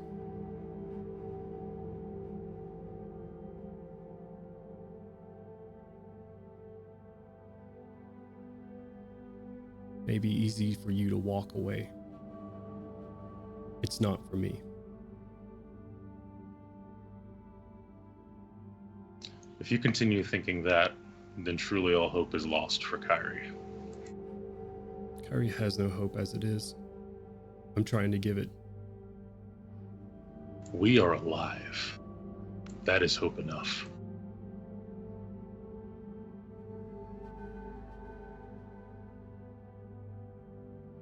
What our people are doing right now is not living.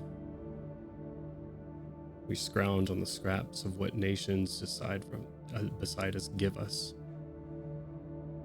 We're meant to submit. We're a nation of slaves and we don't even know it.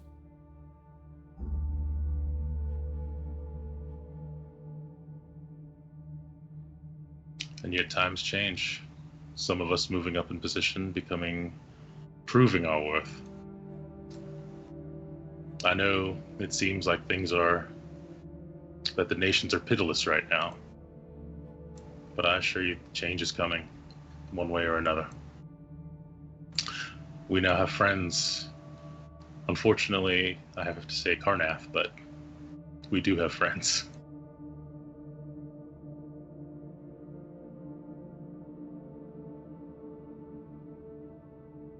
Your friends don't care if Kyrie is wiped out. Their words. I don't trust your friends. Well, that friend was not here. Not that one. And I quote, your friend that is looking at me very intensely right now. Which one?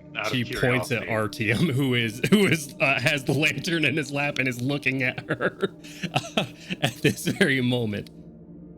That he would sacrifice our people. I think that a more general thing, he would sacrifice a few as opposed to the many. I don't think he meant solely Kyrie. But that's mincing words. Yeah. This is entirely out of character. But didn't Artyom mean more he would sacrifice the concept of Kyrie as a nation, not necessarily like feed the people of Kyrie into a meat grinder? Artyom, I don't know what his intentions were, but Artyom said that he would see Kyrie annihilated again.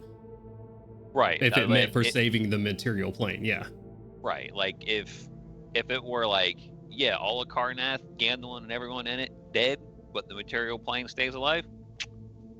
Go. Oh, yeah. I misunderstood them. My bad. What I was about to say is like, he would see Karnath gone if the rest of the realm was, still here. I'm not Karnathi. I'm Kyrie. Well, indeed. But all things being fair, once again.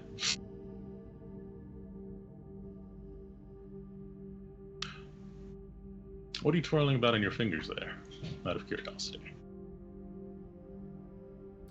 An old memory. Do you care to share? I do.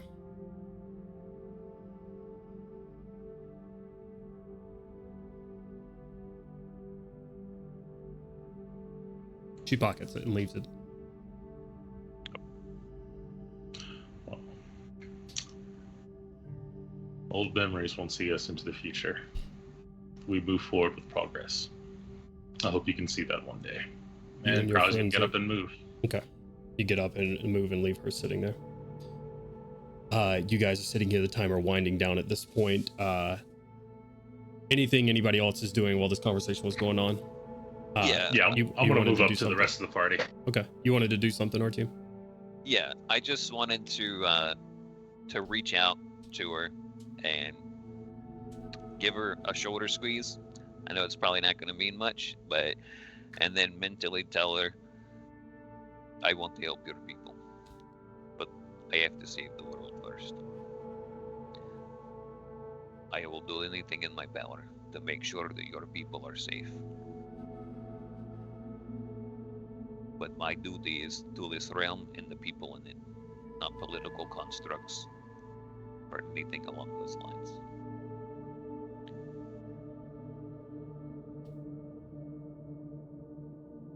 I suppose it's easy for you to label a country of people as a political construct to you. If so, then we are very, very different. I am looking out for my people because that is what I've done for years at this point and have suffered doing so. I've made terrible choices because the only family that I have are those people. Look around you at your friends here. Tell me which ones you would sacrifice to save the others. That's what you're asking me to do, is to watch my family go into dust because you want to trust robots, automatons, that you don't know, but you do know will be a problem after the fact. All I'm asking, the only thing I am asking, is that you give the Chiron people a chance to defend themselves. That's it.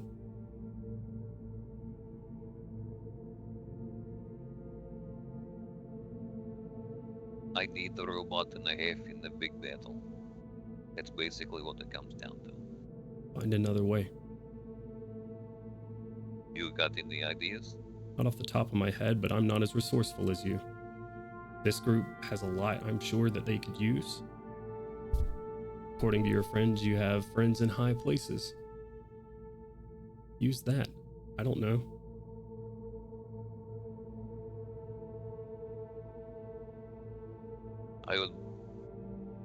I would rather diplomatic relationship with the Lord Blades than scorning them more and having them retreat further into the Mornlands and from the rest of civilization.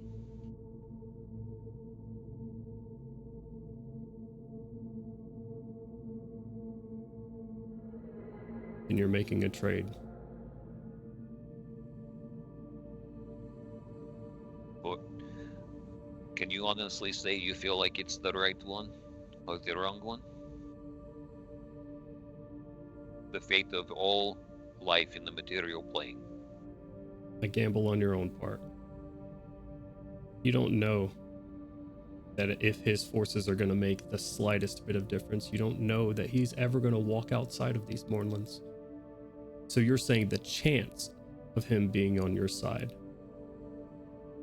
the chance of him helping, the chance of this Colossus ever making its debut in the fight to come is worth more than all of the Chiron people.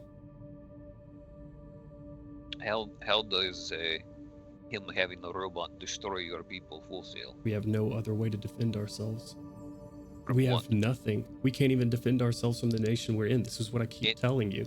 And what droving hordes of beasts are attacking New Syria? I missed that part where you were being murdered in the streets. Yes, you are very much refugees, and I would like to help your people, giving them resources so they may survive and flourish, but you are not under direct danger at the moment. No one is attacking your people. Your defense is not an issue at the moment. We may be a refugee camp. I've said it 10 times. I guess I'll say it again. Realist soldiers come in our camps and they do what they will. We're prisoners where we are. We have no way of securing our city versus the ones that would like to come in and do what they will. And we can't touch them. They're beyond our jurisdiction. Realist soldiers unable to be touched. They do what they will. We'll give you transport away from the realist soldiers and give you a nice place that you can live in Karnath. When? Probably if we all survive in the next few months. And we wouldn't survive that incursion. If the battle you're saying is to come, madness, tentacled monsters, New Kyrie doesn't have walls. We're going to be trying to get the entire continent of Corvair working to fight these things. It's not a matter of everyone looking out for themselves when the fight happens. Again, we have nothing. We have nothing to give. We have nothing to defend ourselves in any sort of capacity. We would with the Colossus. You would give a nation of people the safety. You would give a nation of people the chance to survive what is to come.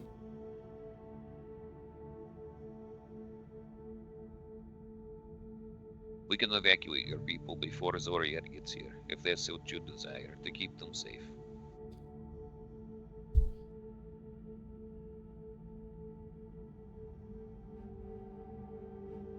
Atur has a lot of open homes in it at the moment.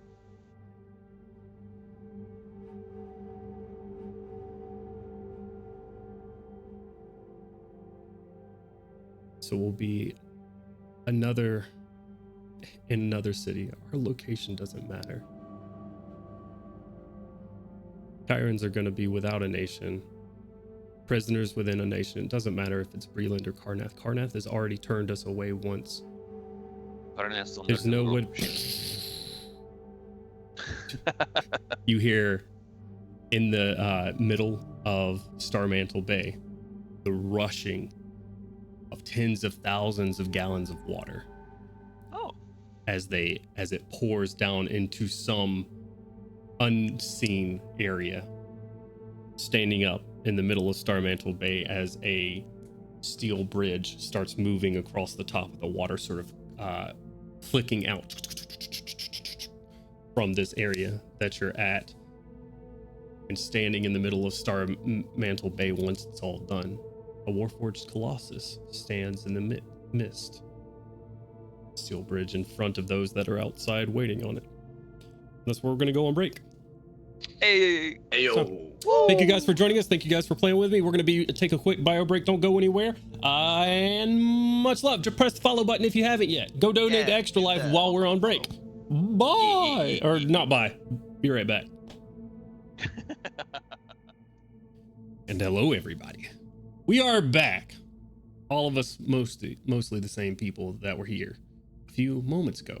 However, we're going to continue this across Eberron's story here, as our heroes have gotten their loot from looting the vault of Kyrie, or the vault of Metrol, which we have rolled off for and some other things over break. But we're back now, as they have set a timer for this Warforged Colossus to rise out of Starmantle Bay.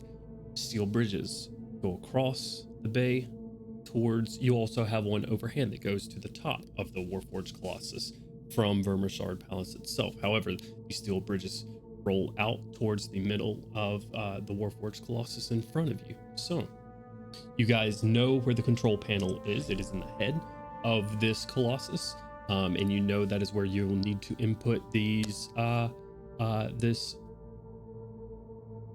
I keep wanting to call them coordinates, but it's this selection of numbers that will cause it to trace back to its sister robot. I will also say, as this rises up on the side of it, where the other one had the WX Karn Slayer, this one has the WX Nor, Norr, on its arms. Its designation. It seems that Star Indicaneth named it after his son. Which, if any of you look at Nor Indicaneth right now, he looks embarrassed as shit as this thing raises out of the water. He looks and says, I didn't want that. So, what are y'all doing? I suppose Otto will begin approaching it, and does it have the same, is it structurally the same as the crippled one we saw in the desert? Yes. Right, except with the exception of the legs are intact on this one, so you'll have a little bit more distance to traverse. Norin speaks up to you and says, we can go along with you. I can get whatever passcodes that you need to get through it, if this is what you're gonna do. I don't know what your plans are for it, but I can at least get you through it. Are we all getting off the bus? Is everybody getting off the bus? Good question. I don't think. I feel like we need to get into that Warforged before something else does. I don't think that Vernora should go in. Schmoove it. And I'm asking, so if we're all getting off the bus, is Venora getting off the bus? I thought, out of character, just making sure I understand the play here. I thought we were just setting that motherfucker to autopilot back to Blade's homie, and then we were piecing out, heading towards the border. Yeah. I just want to know, is all need Venora to get getting off off the the bus. bus? If everybody gets off the bus, Fedora does follow you, yes. Okay, so as Fedora exits the bus, Pip was waiting. And yeah, she's got the dagger in her hand. She's using it like almost like brass knuckles. She punches her in the face and takes her to the ground. Roll an attack roll for me, please. Okay. Are you trying to hide as you do this? Yes. Okay, go ahead and roll Like a she stealth was check. like standing back. Yeah, go ahead and roll a stealth check. So stealth check is the stealth check was a nat 1. Okay, so you won't have advantage So, on not this. good. Yeah. Um, But what about reliable talent? Oh yeah. What about reliable talent? Does that mean I, I can't roll remember. twice I on can't the remember if we stealth check? decided whether it can't cancel out net ones or not. The nat 1s or not? Oh, we'll probably call not. it. We're gonna go with Baldur's Gate rules and call this a critical failure with a natural 1. Okay. With your punch here, you won't have advantage, but you can go ahead and roll for me your attack roll. And are you attempting to do just unarmed strike damage, or are you attempting to hit her with the dagger itself? I'm attempting to hit her with the dagger. You're attempting to stab her. Well, nah, I won't stab her yet. Okay. So,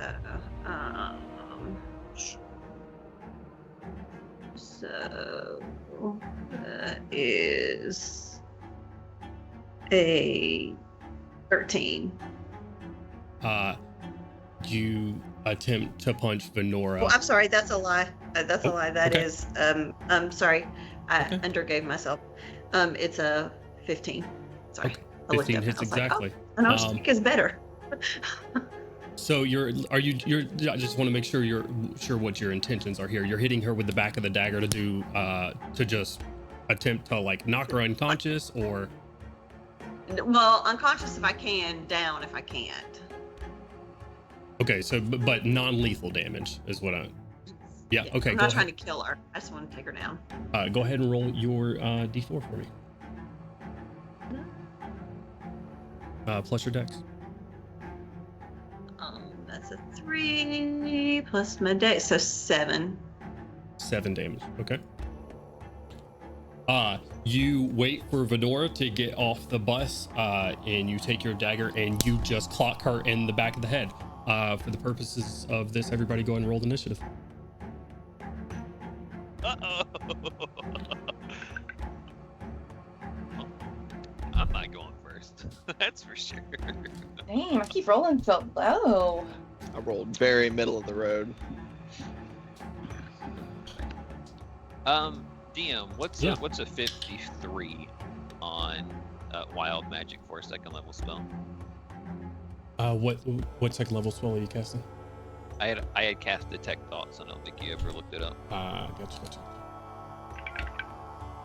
Well, that now changes everything from the past like half an hour. A 53. It does not affect. That's right. I did look it up. It didn't affect you because you're on the tank bus. If you were off of the tank bus, it does. But Okay. you're on the tank bus, so it does not affect you. Okay.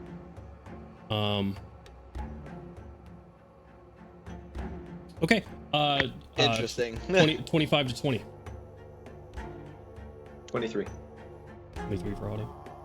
20 20 for Crowley. for Crowley.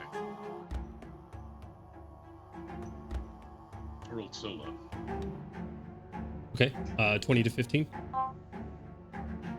16. 16. 15. What's your dex? Pip? I'm sorry, just the modifier or my dex altogether? Yeah, just the modifier. Oh, it's +4. Yeah. Okay. What was yours, Azur? 15. 15. Okay.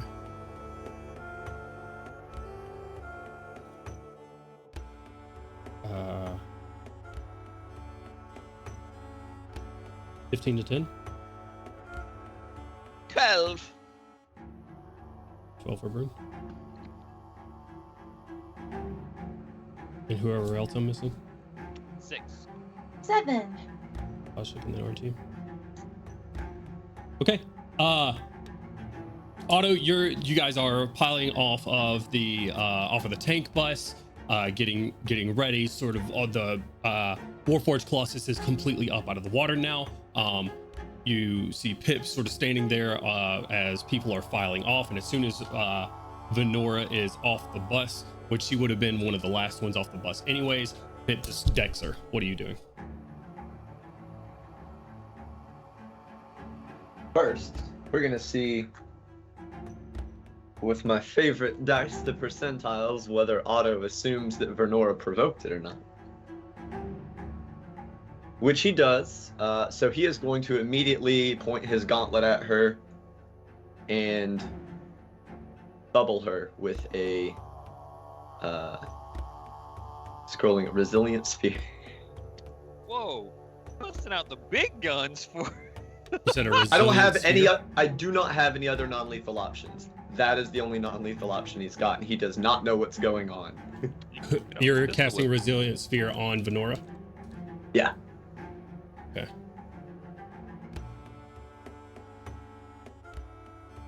The 4th level spell, right?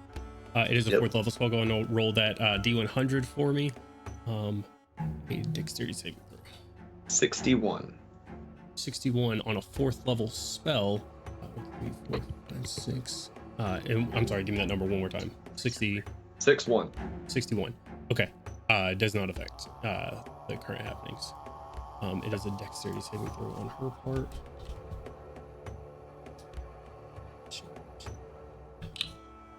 It's a 15. She fails her dexterity saving throw. Tell us what happens. Yeah, so he turns around and sees just this flash of a melee going on, and just because of everything that has happened, his first instinct is Vernora must be trying to make a desperate move or something. So he points his gauntlet and fires a blue orb that kind of like spreads out mid-flight into a net and just encompasses her into an orb and then solidifies into a shimmering sphere. Okay. Right. And then with his words, what is going on here? Very well. Crowley, it's your turn. What'd you like to do? Seeing the sphere go up, not much really. Okay. I'm familiar with that, so I'm just gonna end my turn on that, seeing things are in hand. All right. Any inspirations or held actions at all? Nothing. Okay. All right. Very well. Ending your turn there.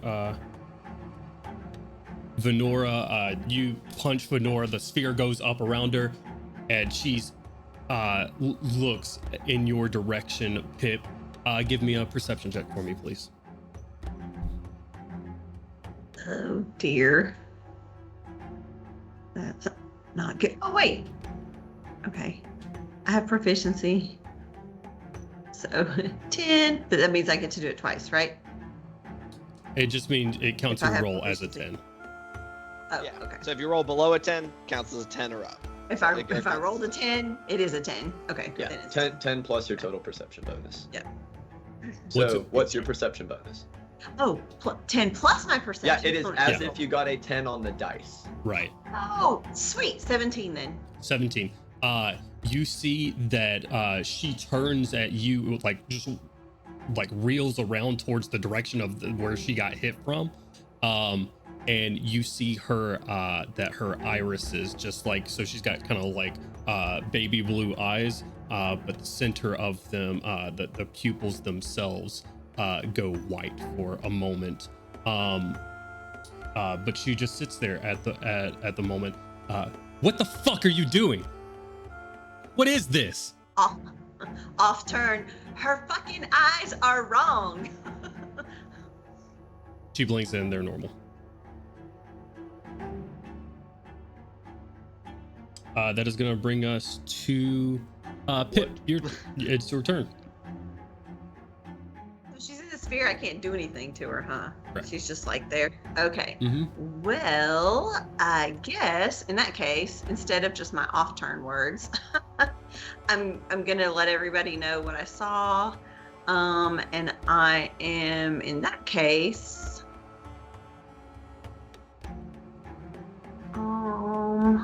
My action section.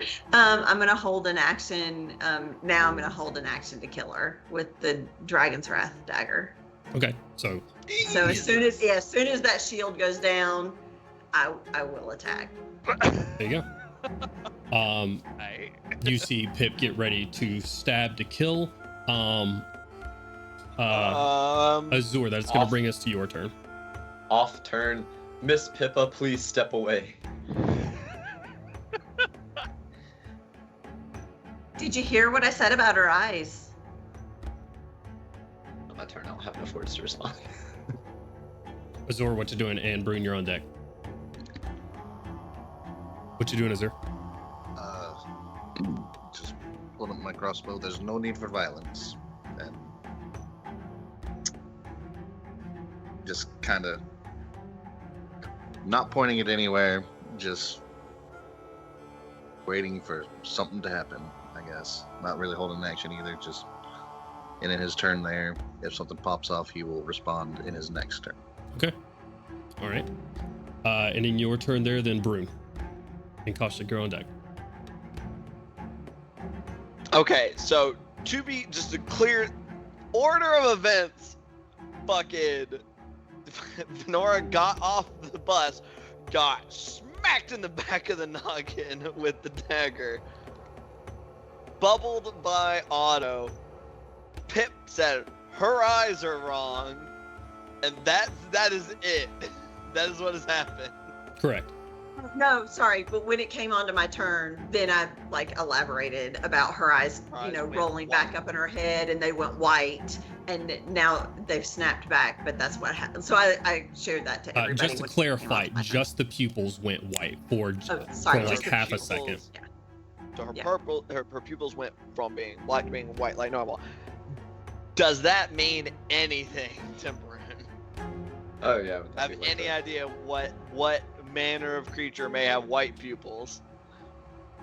I mean, If it's non-human, like yeah, I mean, you know for a fact that Drow have white eyes in its entirety, but other than that, doesn't look like a drow to me. Yeah, but that's about. I mean, my eyes are white technically, but like just Yeah, true. pupils, nothing. nothing That rings a doesn't bell. ring any bells. No. Okay.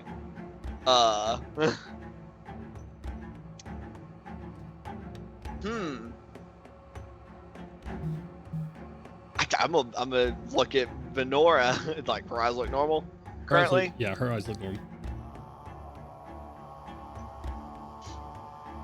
I guess I'm just gonna address Venora and I'm like, are your pupils truly white?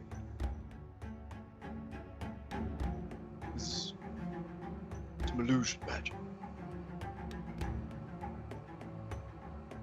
Is this an illusion magic? Is that what you ask her? No, I'm asking her if the pupils of her eyes are truly white, and if this is some kind of illusion magic that makes them look normal. Oh, no, she says something that happens when I get smacked in the side of the head by a dagger.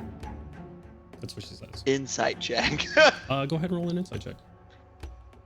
Sure. I mean, that still doesn't clarify what it was. It doesn't clarify, but Area. Make that insight check. Yeah, you guys can make an insight check as well. Like, I feel like she's about to get away on some like Faye can't lie shit. Like, yeah, that is a thing that happens when I get head in the dagger. It is also indicative that I'm a phantasm, but she didn't say that part. it doesn't matter. I rolled really shit. I rolled 7. I rolled a I 21. wrote a. Oh yeah, I rolled a 13. Would you roll second. Artium? 21. 21. Anyone else rolling? 22 from Crowley. 22 from Crowley. I'll do it. Hold on, let me inside check her. Around 29. 29. Kaushik and Crowley, you guys, well, I mean, I'm going to say everybody here, it's not really a deception. She is very obviously being a smartass about her answer right now. She is been smacked in the fucking side of the head with a dagger and is now in a bubble. So she is clearly giving out angry answers. Okay. And she's got people holding crossbows and fucking everything else on her right now. So Okay. she doesn't turn- seem like she's giving you a straight up answer. Pip. Why did you attack? Because I don't trust her, and she's dangerous, and I want to know what's in her fucking pocket. Where's the chain that she had in her hand? You mean this? And she goes in her pocket and pulls out like a small pendant. Yes, that. I'll take it, please. Over my dead body. That can be arranged. It'll have to be. Man, I wish I still had words left to say. We're not in a combat situation right on now. my turn. Unless any of you guys are going to attempt to like teleport within or something to negatively affect her, we're gonna say initiative is paused at the moment at Brune's turn. So. Okay. I believe that is her intention. Does the whatever this trinket is or symbology on it, does it seem familiar? Is it like a symbol or like a religious implement, or is it like a focus of any kind? No, it Fucking just like it just looks like a necklace. It's like give me a quick perception check.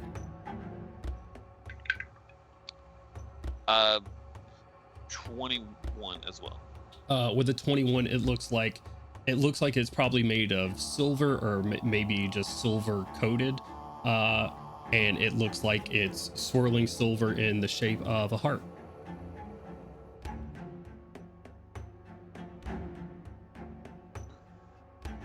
So, Peep, what is wrong with her eyes? You said they went white or something? Hi. Her pupils turned white. that was Miss before. Bernora, Looking That was over after you had decided to attack her. Miss Bernora, can you explain the phenomenon with your pupils? Each of you have your own powers. I have mine as well. And we require that you disclose that information. I have to disclose nothing. I've just been attacked for no reason. We're trying to reason. understand why you were attacked so that you can make sure that you're not some sort of demon that... Then why are you asking me questions? She's the bitch that hit me. Her actions were unjustified. However, it did reveal a pertinent piece of information that we require clarification on. Also, she... Well, to be fair, neither one of you are super trustworthy. But Also, she Miss has- Pippa, please step away from the bubble. I tried to kill her. I just wanted to make sure she wasn't going to stop what was going on. If I was trying to hurt her, I'd have killed her outright. Roll a deception check at disadvantage there, Pip. If you're saying that you're not trying to kill her as you hold your dagger ready to kill her. Was- the But I additional- wasn't trying to kill her to start with. The original strike Ah. was not to try to kill her. That was just to try to make sure she didn't interfere with the process. Now I'm going to kill her. Pippa says wasn't and isn't are two before- very different things. And before I was just like, look, I was trying to stop whatever you were doing. I was going to beat you up and leave you on the ground. But now it's a problem. You see Gabriel comes down behind the bubble, unable to get off the bus because Lenore is literally right in front of the bus door. What is happening? You're trying to find out. Let her Your out of friend- there. Your friend has eyeballs that turned white for some reason. I don't know. Lenore, you're dead. She's also got blood coming. What are you doing? Pip, Trying to figure out. Pip, back away, please. She can't get out. Pip, back away. There is a time limit to this restraining. Okay. So I'll back up, but I'm not sheathing my dagger. I'll put it down and back up. Okay. Again, Please sheathe your weapon as well. Miss Bernora, if you do not disclose the full extent of your capabilities, we shall have to restrain you for the duration of this journey. We shall not allow a wild card to function in our presence. It is too dangerous here. oh, just restrain her. Just restrain her. Also, go. Can she stay in the bubble while you go do the thing? Like, that's just the whole point. We'll figure all this stuff out. Has DM, Pip for put away the context, the dagger? spell lasts for 1 minute. Jesus. Okay, so yeah, I'm definitely not sheathing. Okay, Pip did not sheath her dagger? No, but she's stepped back. No? Okay. She's Make stepped back, but she's still holding the. Oh shit. The PvP. Woo! Back into initiative order. On Brune's turn. Pip, please make a wisdom saving throw. Oh, wisdom saving throw. Okay. Ooh, okay. Advantage against spells cast by creatures within 5 feet of me. Not a spell. Okay. 21. 21. Mhm. That does save. What does Brune do? That was, I was trying to use my stone rune to incapacitate her. to make sure that she wasn't just gonna fucking throw the knife to kill her as soon as the bubble dropped. I hadn't thought of that, but now. You're welcome. I thought of it. Like, dagger still out, still a threat. Brune's an interesting sword. Yeah, fucking Pip just fucking cold cocked this bitch and then was about to try to stab her. Trying to stop wanton murder for no particular reason that we can identify. But technically that's a reaction off my turn, so I don't know how you want to handle that. I'm gonna say it puts us back into initiative if that's your reaction to her not putting her dagger away. Starting back at your turn. Okay. Pip, Brune has very obviously tapped onto one of his runes that has tried to affect you in some way. I guess I don't know if you want. Do you want to just be function as the end of my turn and shuffle to the next? No. That'd be the start of your turn. In reaction to her not putting her dagger away. Okay. You've done that. Interpose, but I suppose between Bernora and Pip. You are attempting to murder this woman simply because you do not trust her. No, I'm attempting to murder her because her eyes were white and she won't Do you give know us a what straight that answer. means? What does that mean? Tell me. I don't know, but she won't tell us, and I'd rather And so be you safe would than kill her. sorry.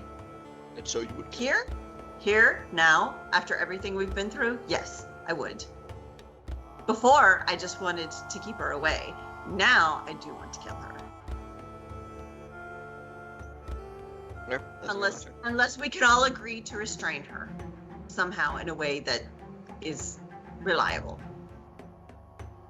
There is nothing that I can do at this time, but early tomorrow morning, I do have the blueprints for a device that would quite thoroughly restrain her physically and from most magical means of escape. Kaushik, it's your turn, and then RTM. What would you like to do, Kaushik? Oh shit, I'm so sorry, I forgot that we are still in issue order. I will just say, I would just hold my action to if either Pip tries to go around me to try to get to Venora, or Venora tries to make an aggressive action at one of the others after bubble drops, I would like to try to grapple them. Sure. Oh, actually, I can't because I've used my reaction, so never mind. That's okay, because what I was going to do is hold my action to cast hold person on Pip if she tries to attack Venora. Okay. You're holding your action there, RTM? Why are you always holding that person? So let's just I like everyone the whole diffuse this whole situation. Let's everyone back up. Let's say just talk this out. Everyone stop casting spells. That's my turn. Okay. Unless Brune is no longer holding an action and Pip is no longer holding. I can't hold an then action. I don't have my reaction, so I actually can't do anything but just stand there. It's come back around to your turn technically. If your reaction was to her not putting away her dagger, and then it goes to your turn. As long as we are good with no one murdering anybody else this time. Just looking at Pip. Only in self-defense.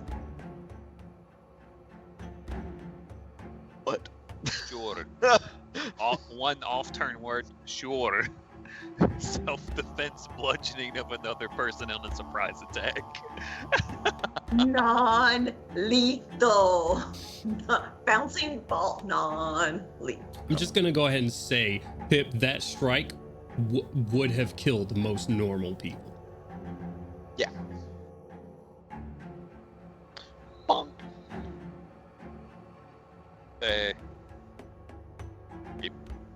Okay.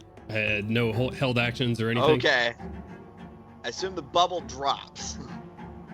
Or has dropped at some point during this conversation. Like from duration, if nothing else. Yeah, that is true enough. You guys probably have just a matter of seconds before the spell drops. Just fucking what, like fucking good. Pip just like, no, no murder. So we're still in initiative. How's this playing out? I've been waiting for anybody to do anything they would like to do before the sphere drops.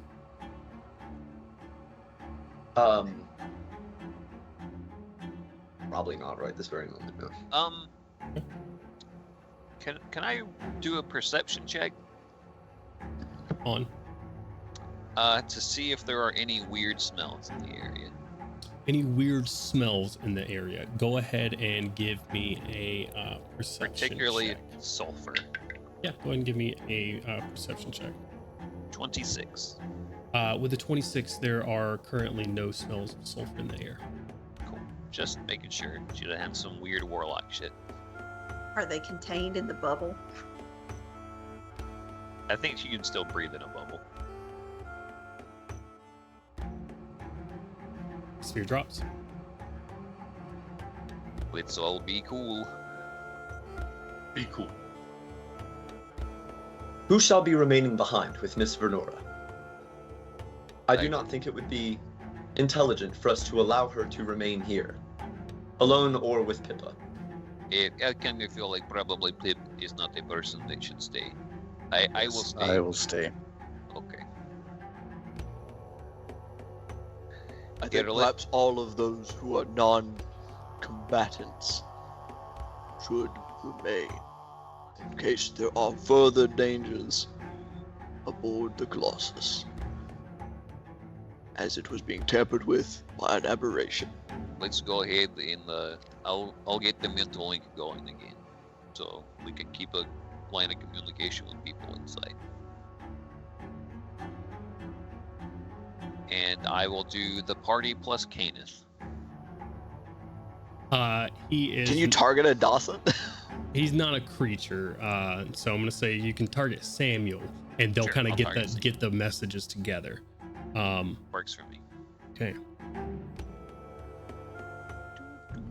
Just making sure that nothing else is going to be happening as far as stuff. But yeah, you get everybody in the mental link. Everybody here plus Samuel as well. Samuel, it is directed towards your non-combatants here that they're to stay on the ship or stay on the tank bus. I'm sorry, with Azure. Sam is going with him. Oh yeah, that is true. Sam. What? Well, he offered to come along. He said he could give you all the codes that you need to come up through the Warforged. Okay, that's true. Escort quest, woo! Oh boy. Fucking he gets flattened by a big anvil that just falls out of the sky. But as few people who are at risk as possible on the Warforged. Colossus. It's not really Warforged if it's not intelligent. Whatever. Semantics. Aboard the Colossus. So.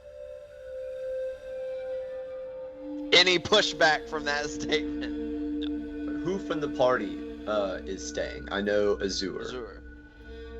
I plan to stay at least for a moment to speak with our assaulted parties.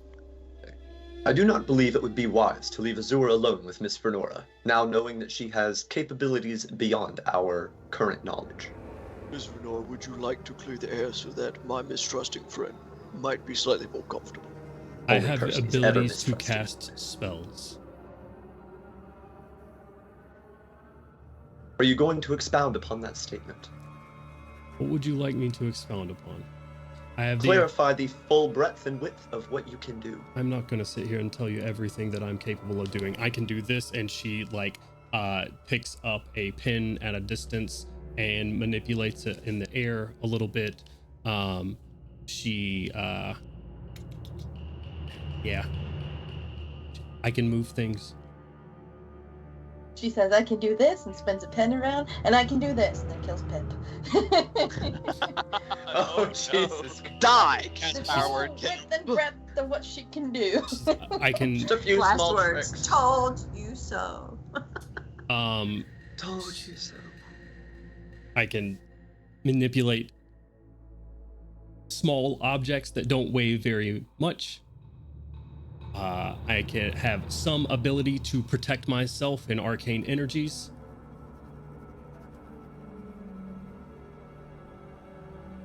Now, considering there may be further threat of Zoriat presence aboard the Colossus, I think it better if we leave as few as possible.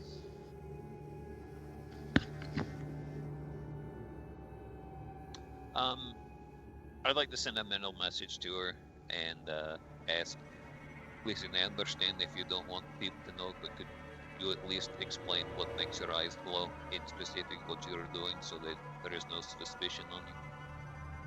Or any greater suspicion on you? Can you explain why your eyes went white? That's what you're asking her? Yeah. Like, What is it the was source that of your power? Right, if she's like, yeah, I cast this, I cast a spell that lets me see in the dark. Yeah, no. Oh. You didn't. There was no spell cast. It was a reflexive, reaction to anger, to being assaulted. But there is clearly some arcane power that she holds. You ask her what the source of this was, and she says, and you're gonna kill me if I don't tell you? No, I'm asking you so that I can trust you. You can't trust me. You've already said that. No matter what I say at this point, you're not going to trust me even more. If I told you it came from dragons, would you believe me? It came from dragons. Okay.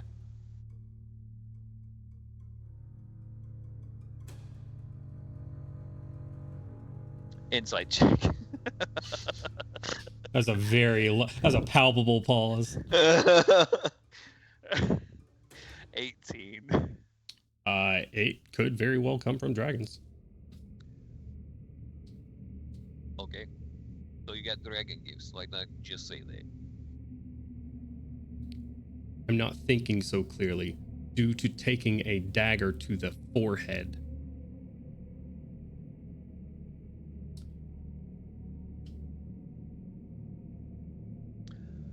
I will heal her some of that damage with a first level spell slot.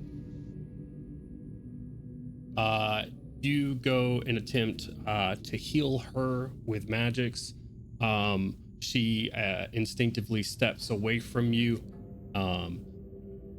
and as she does, she produces a blade from somewhere unseen and holds it to Samuel.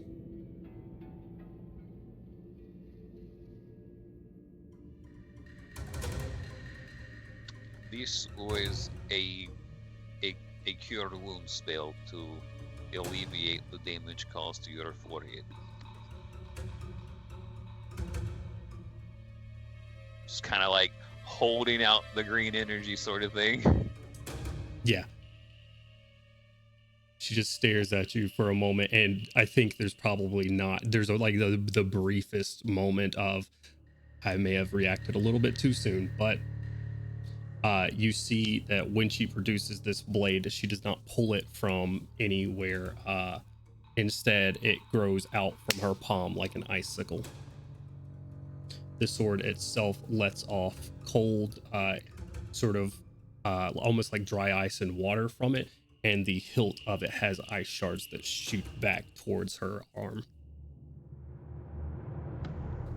Well, that's a problem, isn't it? And she flips the blade and holds it towards the Dawson.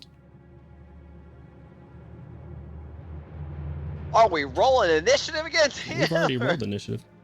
Oh, that's true. Okay. Hey, do I have a reaction again?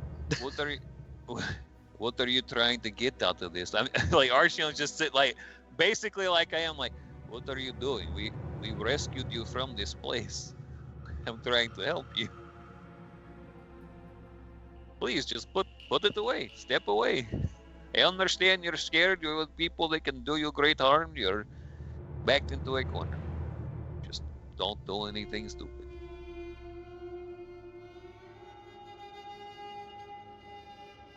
Sort of looks at the rest of you. Give me your persuasion there, Artyom. Ooh, not the best. Take a guidance. Well, no way, I can't do that. Never mind. I rolled good. It's a dirty 20. 30, 19 20. plus 1. Okay. We're at status quo for the time being. We're going to go back into initiative at this point. She does not remove the sword auto. It is on you.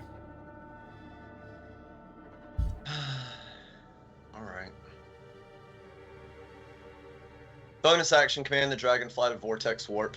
Sam and the Dawson to safety. Okay. Pretty much as far behind Otto as is possible. I'm assuming that Samuel is a willing recipient of this magic. Right, but she might have had a readied action. He's not leaving her threatens. Or I guess. Yeah, I mean, yeah, he's not. it wouldn't be an AOP if she has a held No, action. like Oh yeah. if somebody yeah. does anything, I fucking murder this Dawson. Is that something she'd be able to have even reacted to? You're casting a spell. She could react to the casting of the spell. Technically, it's the dragonfly casting it. Would she have been aware of that with him overhead? How well? What's the distance on the casting? I'm pretty sure it's 90 feet. Okay. But I think I generally keep him about 50 feet overhead, so he wouldn't have been a full 90 feet above. Right, it'd be about 50 feet out. Let me double check before I tell you any lies. Okay.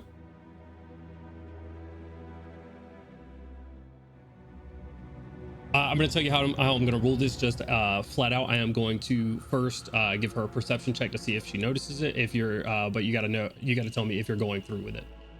Right. Yeah, it would be 90 feet. Mm-hmm. So I guess in that case, would before I say whether or not he goes through with it, because this would be heavily dependent on it. Is the activation of the item that stores it, is that like a visible thing? Would there be like reaction time prior to it going off or not? Yeah. Would he know that? Yeah. I'm not gonna say that you're unless there is some sort of subtle spell thing that I'm not aware about with your drone. That allows you to there's cast. no additional features. Yeah. Then it would be a visible thing. Okay. I didn't know if it was like simultaneous or they react before it goes through. Yeah. Or not. I've never had a reaction versus a teleportation before, so I didn't know how that would play out. Yeah, you're not entirely sure. In that case, he will hold an action to vortex warp her, or he will. Yeah, he will hold an action to vortex warp her the moment that her action is consumed or she is unprepared, etc. Can you command your familiar to hold a spell as a reaction? I think so. It just consumes my stuff as well. Okay. Let me double check on that. I'm so sorry for all of the hold up. Because that's pretty fucking cool if you can.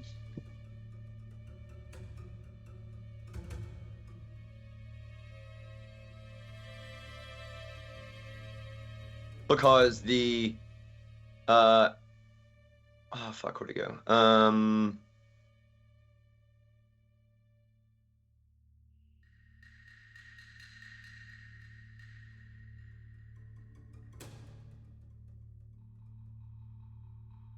so sorry. Okay.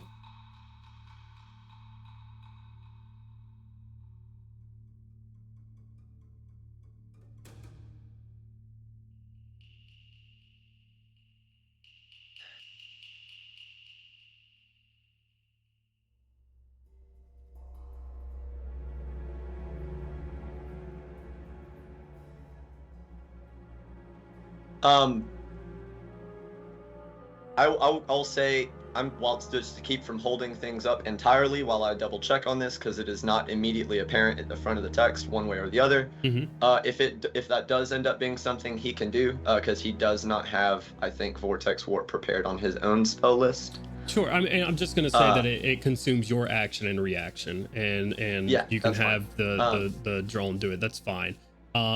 In seeing that your drone is sitting there holding a spell, you see that she digs the blade beneath a flap of the Dawson and says, "Not one move." Would that be? Because he can communicate, because it obeys his commands. So I could say the action is to send the message to the drone, and holding an action, it's just using an item. It's not it's the use item action or whatever the fuck it's called. Mhm. So I don't think that she would have any way to know what she might see him communicating, but she would have no idea what was being communicated or to who. Right. So, you have a telepathic link to your. That's fine. I'm saying the use item in order to hold it. So the vortex warp spell is being held right now, right? So that's your action to do that. No, it's not. It's not. So when the vortex, spell storing item. Mhm. There's not a spell being cast. It's not like holding a spell. It's the same as using an item. There should be no tell until it It'd be actually like using. presses the button. I mean, it depends. That's if you used a wand of fireballs. Presumably, there's some visual indicator that the wand of fireballs is going to cast fireball. You can counterspell a wand of fireball, so there must be something. There must be some visual components. I don't believe just because an item is casting a spell that its spell components are completely void. Okay, we need to move past this. At this point, is your drone holding an action to vortex warp him away? I guess, yeah. Okay, it's holding an action that's going to consume your action or your reaction to do so. So we can get past this point. Crowley, what are you doing? And then we'll go from there.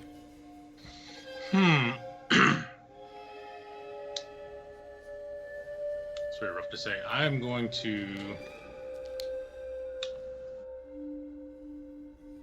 see, I don't know if I see. I've been thinking about it, but I was like, I'm just gonna let's everyone calm down now. There's no need to be drastic about anything.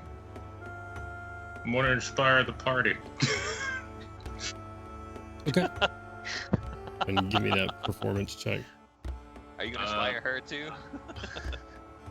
Literally cannot fail this check. Pass? You can still nat one. It's still a... Critical fails, remember? No, I don't. If I believe in critical work. fails like you, I'll fail. 26. Okay. And I'm... Easily enough. All right, you inspire the party. Anything else you'd like to do with your turn? No, nothing. Okay. Very well.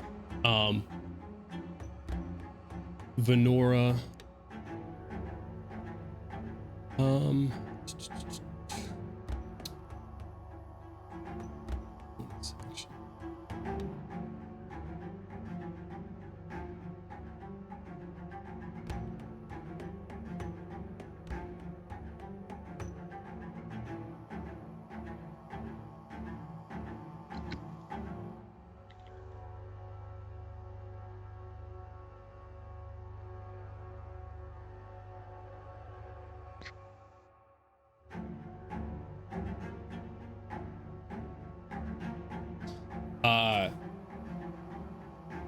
Very well.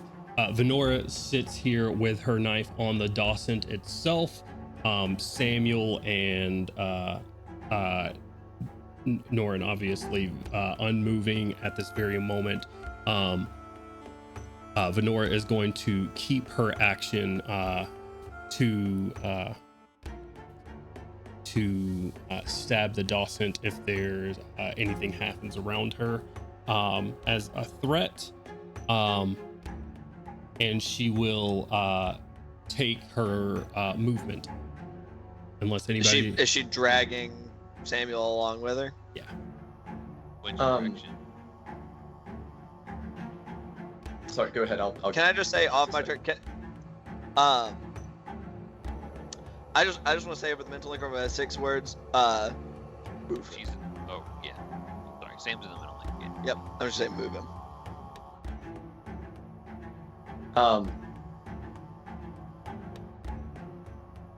You said that over the mental link? Move him in the mental link.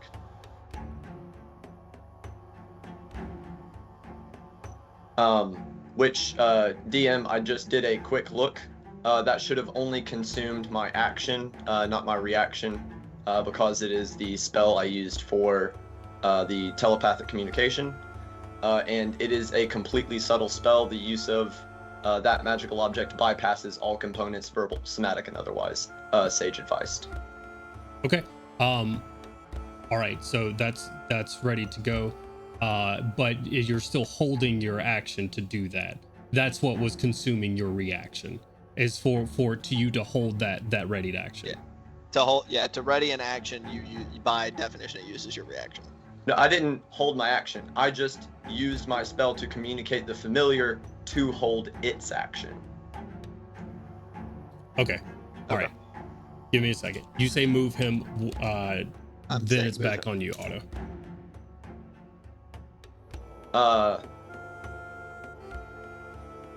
Well, yeah, I say you say move him. I guess the question is does Otto do that? Well, yeah. I'm sorry, but Brune, but you wouldn't have an idea that someone could move him, correct? Yep. If there's no, okay, never mind. He's seen me teleport people before, though, hasn't he? But if there is no indicator of it that casting the spell, it's ready I can't to see go. it either. Yeah, Right. I can't see it either. Yeah. If it's subtle to everybody. In that case, since we're all in a telepathic link, he would say, I can move him from harm's way with my dragonfly. Do I do it now or no? Sound off. No. Yes. Said no. Yeah. Artyom says no. Gordon said yes. Bryn says yes. What's anyone else saying? Said I. Yes. Specifically, Crowley and Kaushik are the two he wants to hear the most from, besides Artyom. Do it. Go for it. Hmm? Go for it.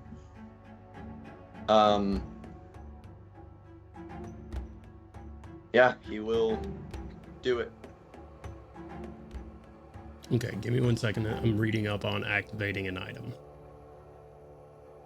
It is, I double checked per sage advice, it is the use an object action.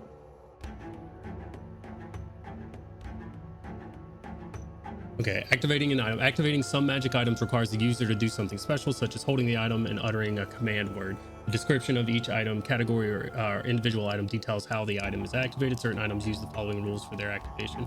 If an item requires an action to activate, the action isn't a function of the use an object action. So a feature such as the rogue's fast hands can't be used to activate the item. No, DM, this is not activate an item. It is very specifically the use an object action from the actions list.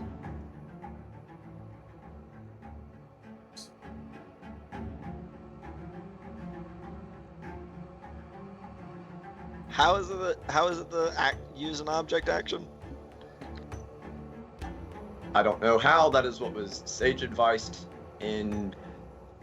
I mean, 2020. sage advice has been full of crap before. I know. just saying I'm that. going. This is the only resource I have to go for.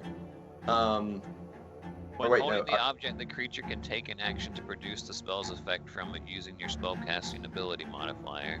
Yeah, I don't, and I'm not like, there's nothing about subtle spell or anything or nothing being visible under use an object or activating an item. There's nothing that says here that it is completely inert from being perceived. Activating other magical items have been visible and to you before. So I'm not going to add on additional effects to this. For this, so we can continue moving on. With this, I'm going to say if that is your intention, she's going to roll a perception check against. Well, we're just going to say this. For your action here, I need to know if you're going to be teleporting him away with the vote that's been going on. You don't know what will happen if you do. She may be able to react to it. That is a risk that Otto is going to have to take here. We'll keep on holding, I guess. Keep waiting. I would like to say, after that sound off, I still have more words to say. I will protect. Okay. Are you sure? Yes. He'll do it then. Okay. So you are going to move him. Yeah. Very well. Otto, what is your spell save DC?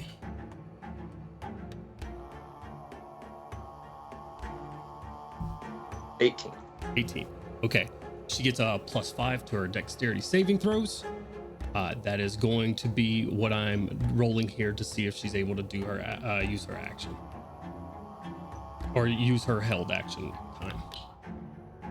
It's a natural 17 on the dice. for a 22 total.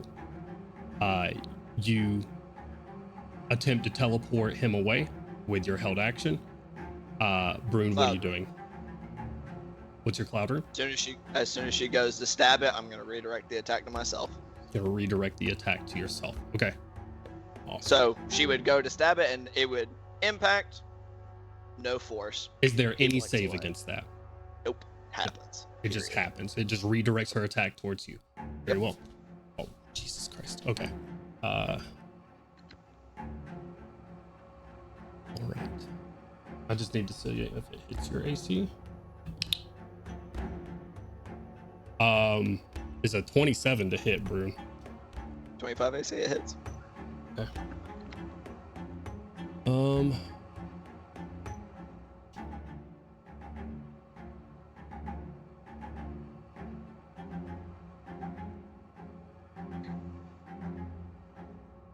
Are you resistant to damage? No, I'm not. I don't have any runes active. I just have Heavy Armor Master. Okay.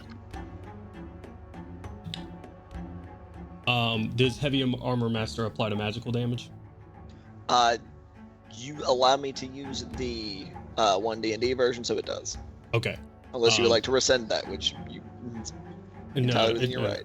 5 is 8 magical piercing damage, halved to 4, and then an additional. Not half. It's just DR. Oh, sorry, 5 DR, so 8 down to 3, even better, and then 4 points of cold damage as well. So 7 total damage. Yes. So 90 feet away was the intent, correct?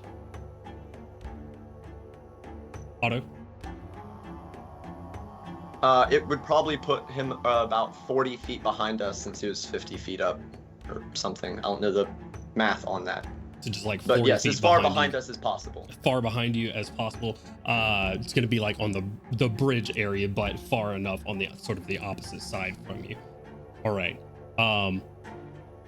That's Brune's reaction. That's her reaction. I need to remember where we're at actually in initiative because I That was don't her. remember. Still have my full That was her turn. So that brings us to Pip. Your turn. I still have all of my stuff. That was my familiar doing that. I didn't do any of that. Yeah, I but communicated telepathically this is with after my your familiar. turn. This is after your turn. Initiative. Oh, I thought that was my turn in initiative. No, Crowley's inspired the party since then. So it's your turn. Crowley's inspired everybody. He's now 40 feet behind you guys. And it was on to Venora's turn, which is when you guys were talking about moving him. Now we're on to Pip's turn. So Pip, Hey, I your got turn, all and fucked up. then I thought that teleportation happened on my turn. Never mind. Pip and then Azur. What you doing, Pip? I'm going to use my bonus action to Misty Step immediately behind her. Okay. And I'm going to use my action to stab her in the back with the Dragon's Wrath Dagger. Okay, go ahead and roll an attack for me. Is that set off my held action? If you're still holding your hold person, you would see Pip to doing that. Yeah, if you're still holding it. Yeah. Okay. In that case, Pip, make a wisdom saving throw for me. Just gotta roll really good, like you did against my charm. You're also inspired, though, right? You don't have to roll that good. She's absolutely inspired. I'm gonna. DM, can I hold my attack roll since I already rolled it, just in case? Because it was really good. Oh, I'm sorry. Don't forget you got a D12 for that. Just I'm gonna need it. Okay, so the wisdom save is 9, and then you said plus a D12 for my inspiration. That's you gotta roll again on that Okay. D12. 5, 14. No, ma'am. You are hailed. Pip, you misty step. As you do, your muscles are bound. I'm gonna say that's in probably to.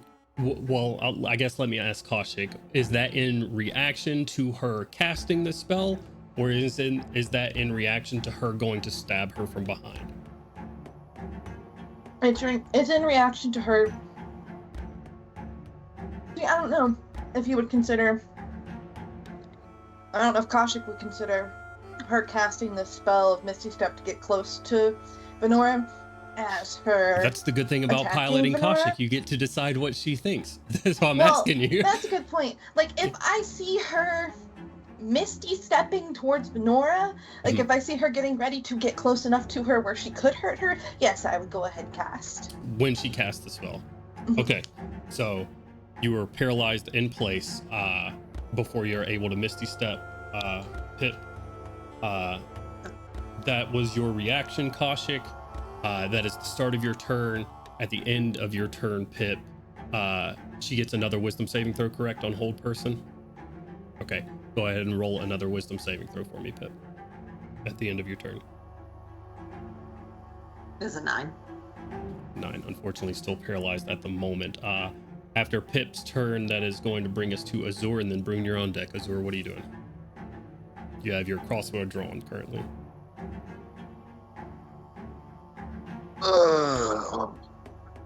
Okay, what the fuck is going on here?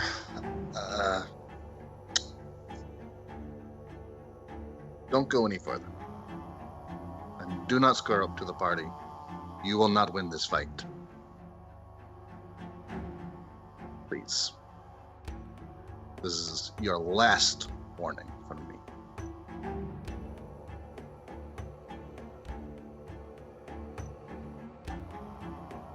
Go further.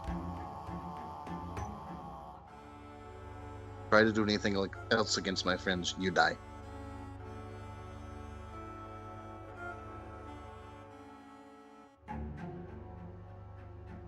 Okay.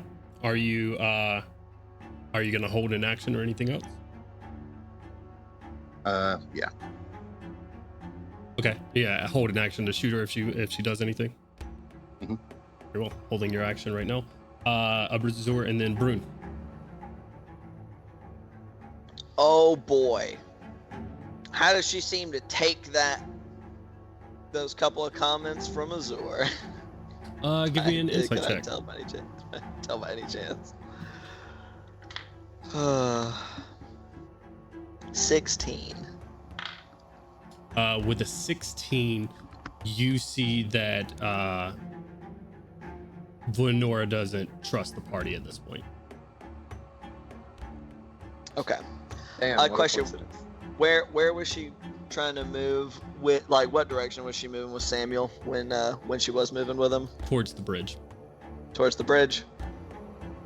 That, like, off the bridge or towards the Colossus? Towards the Colossus.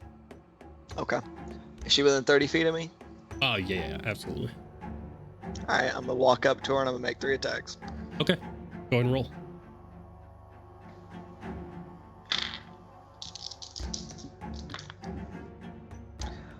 Uh, 19, 24, and a natural 1.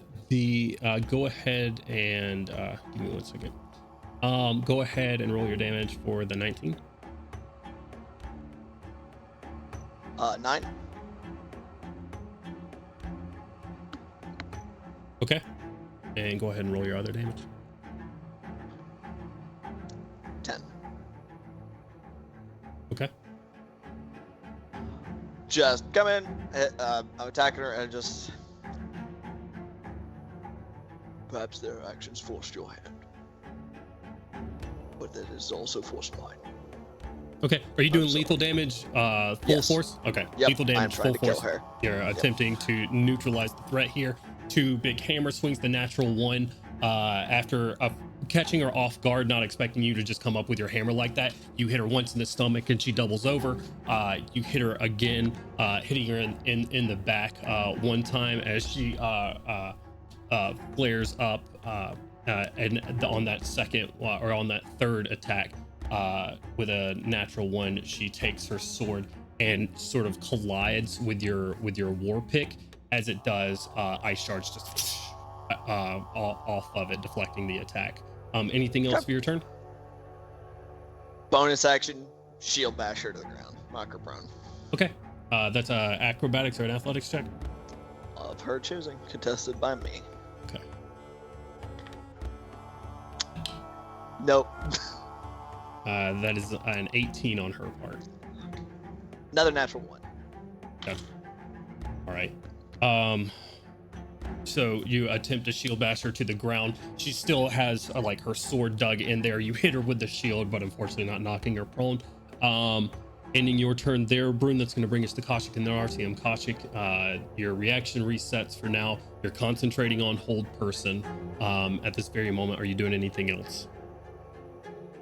Can I willingly break concentration? Yeah, you can willingly break. You can drop Okay. that for a free action Yeah. if you'd like. Mm-hmm. It looks like we're doing this. I guess. Okay, so you drop hold person on Pip if you have control of your movement again. And I'm gonna look at Pip and say sorry, and then I'm going to. Can my how does Venora look right now? She looks like she's been hit in the stomach a couple of times as well as in the face. Sorry for all the sneezing in the background. He's having a hard time today. Dewey sneezes a lot when he's nervous. So you see a little Yeah. ooze in the background. Understandable, sweet thing. I have an action still, right? Yeah, it's your turn. Okay, it would just use my react. Okay. It costs nothing to drop concentration. Yeah, it's free action to drop okay. concentration on stuff. Also a free action to noodle to the ground. I am gonna say to Brune, we don't have to kill it, and then I'm going to cast sleep on her with my tattoo. Okay. You go to cast sleep Appreciate on the her. free crit. Stop! We don't have to kill her. You gotta listen to my words too. I'm gonna actually use my movement and get between her and him if the sleeps her. You can reach over her, dunk it down. Okay, so you cast sleep. Go ahead and roll those dice for me. Not giving me what I need to roll. Roll 5d8. 5d8.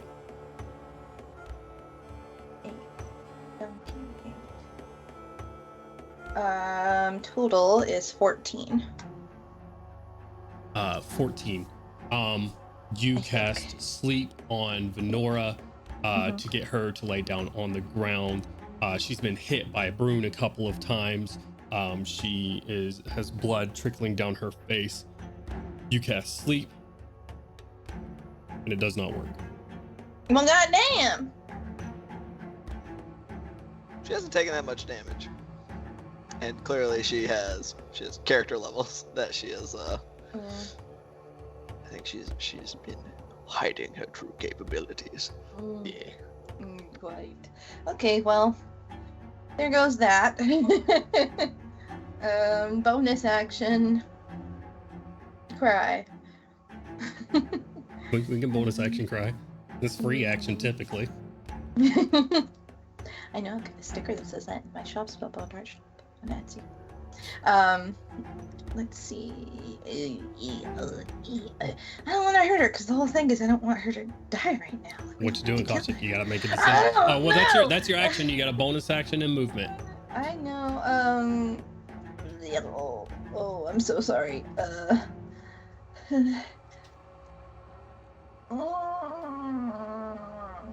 Yeah, that's it. That's all I'm gonna do. Okay, ending your turn there. That is gonna bring us to RTM, and then Otto, you're on deck. RTM, what you doing?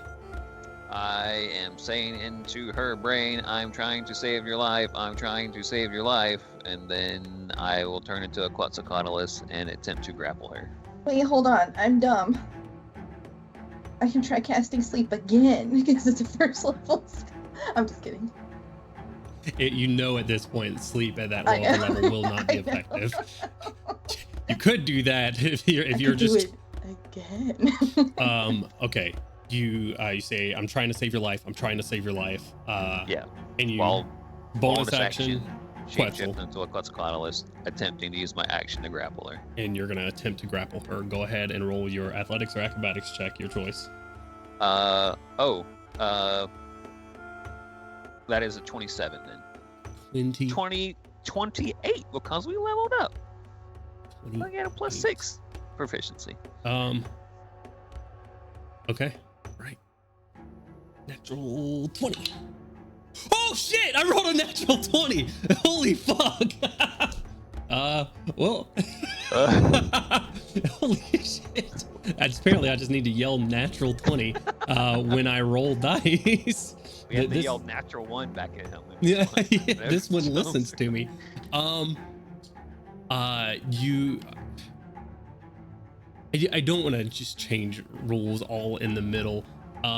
Here, the 28. I also don't want to rob natural 20s from people.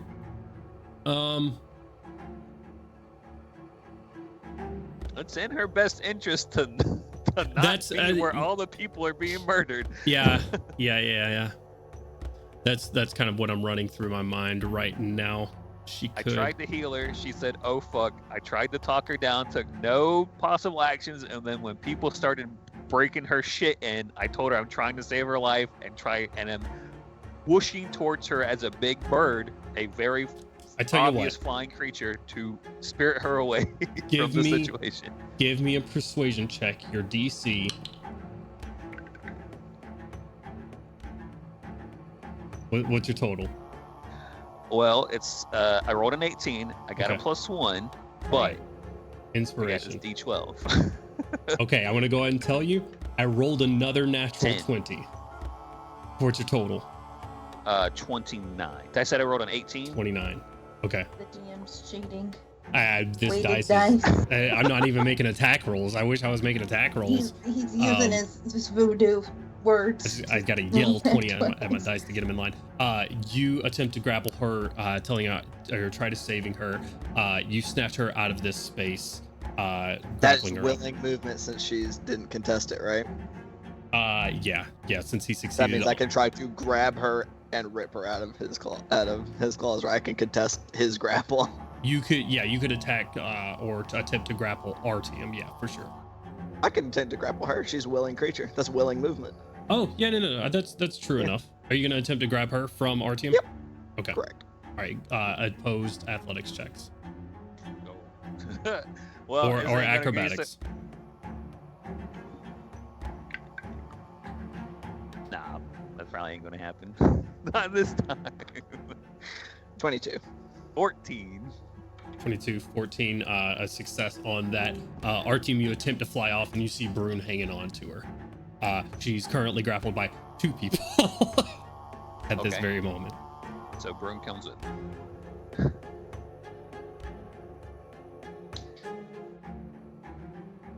That's up to you. As long as she is not away from me, I am happy with that outcome. Okay, so fuck me. I'm just gonna say give me another. Are you attempting to keep her on the ground, or are you just attempting to be next to her? What is your main goal? My primary goal is to remain within murdering range. Okay, so just to stay near her. Yeah. If this is a giant fuck off Quetz, and I'm currently just a regular medium-sized Duergar, so it feels like it wouldn't really I'm not out here Steve Rogers. Well, I'm saying you could like rip helicopter to the top of the building. You are very strong still. I am very strong. I just need to know your main intention. My main goal is to remain within striking distance of me. Okay, being that, you wrap your arm around Venora and you are lifted into the air along with her. Artyom, where are you going? We are at the end of the bridge. You're all currently right outside. The tank bus is here. You have like a couple of city buildings nearby that are sort of in the background at this point. And then the steel bridge that leads out to the Warforged Colossus in the middle of the bay. My initial plan was to swoop over and under the bridge to break line of sight with 90 feet of movement, if that's possible. Okay. With 40 feet, they were right there at the bridge. With 90 feet of movement. I'm sorry, excuse me, 80 feet. My bad. With 80 feet of movement, you won't be very far along the bridge or anything, but you could. I mean, under the bridge. Yeah, that's what I'm saying. Okay. There's.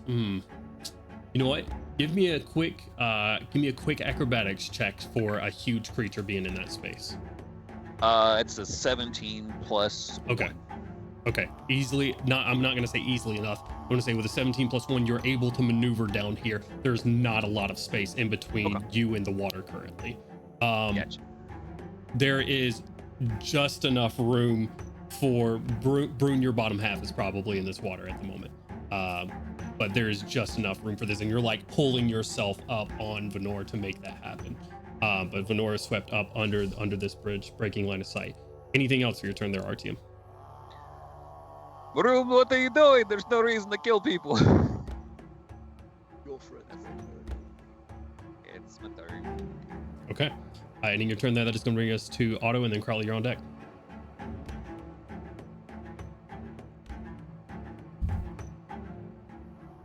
So sorry, I was being questioned in real life about something unrelated. Did you say it is my turn? Yes. So the target is no longer even visible, correct? It's not in line of sight, but she very clearly went up under the bridge with Artyom. Right, but he does not actively have line of sight to her. Not So he's while going you're to take an action to manifest his Eldritch Cannon. Okay.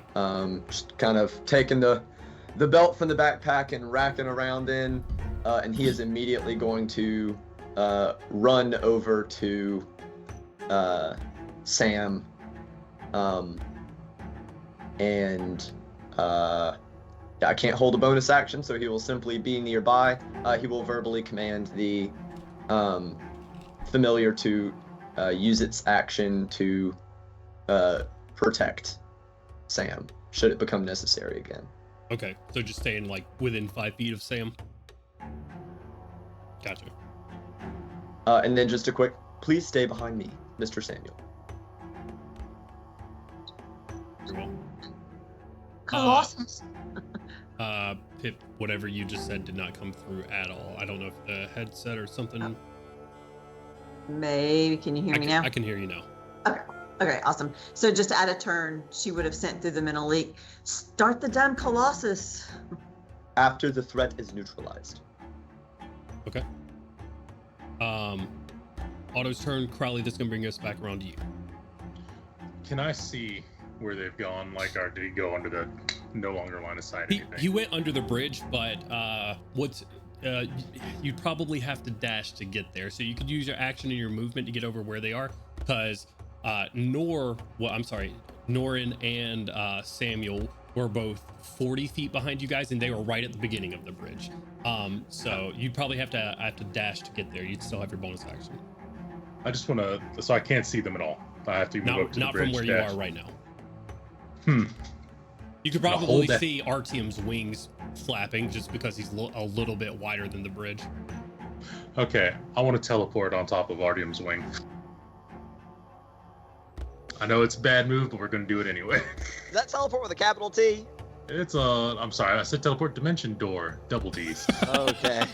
Okay. I was like, wow. Hey, just like a bard, bringing out the double D's in the middle of combat. Okay. Innuendo. You go to dimension door to on top of Artyom's wing there. Give me Percentile. I rolled the D100 too, so ready when you are. Yeah, what's the D100? 87. Dimension door is 3rd level. Yeah, 4th. I thought it might be 3rd level. 3rd or 4th. Yeah, it's 4th level. 4th level. Yes, sir. Okay. I don't think that'll come up, but I'll keep it in mind if it does. That's what I like to hear. Okay. With this, you teleport on top of his wing. It is not a stable service. He is actively using it to fly. That's right. I'm hoping when I teleported, I waited until his wing was up like this so I could kind of slide toward the main body and get a grip somewhere. Yeah, I'm gonna say you can make me an acrobatics check. The DC on this to slide, I'm gonna say the DC on this is gonna be 20 to do that. Unless Artyom, you could attempt to give him advantage if you see Crowley appear on the tip of your wing and you see him unsteady for a moment. You can give me an athletics check really quickly to give him advantage if you wish to do so. I already rolled. because I put myself in the situation. Don't worry about it. It's 21. Okay. All right. With a 21, it's successful. You slide down the wing, and are you just? Wait, what is this? He's like, I'm like, wait, stop! What? I got a dwarf over here hanging in this thing. Like, what the fuck? Yeah. I'm not a dwarf. How dare you? That's insulting. That is the most xenophobic thing I've heard today. I'm just saying, Anyway. it has come out of your mouth, Ian, that you're a real dwarf. That is also true. You have said that line verbatim. Okay. We're getting close to 9 o'clock here, so I want to make sure. Most important thing here, Yeah. this entire action is I'm holding in such a way that I can get like line of sight on the, his package he's carrying around. Make sure I see her, and we'll calm down. And that's it. Yeah, I'm just kind of hanging there. Okay, you hang out there, trying to get a visual on Venora. Are you doing anything with that? No, this Okay. is a lot less steady than an airship. Give me just a quick perception check.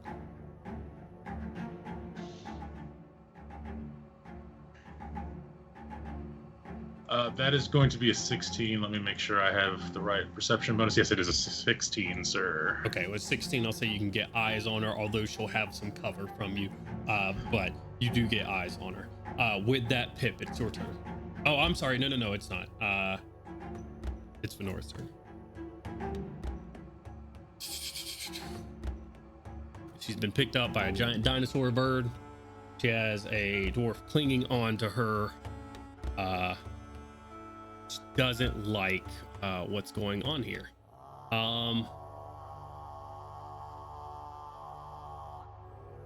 She's hanging above water.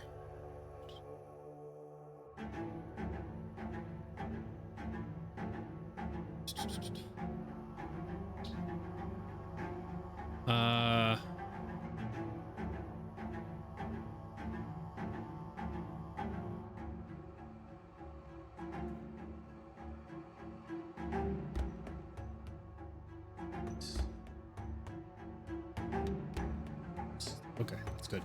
Brune, make a wisdom saving throw for me, please.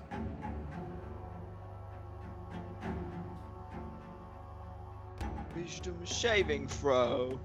Yeah. Okay. It could be worse. It is not my worst save.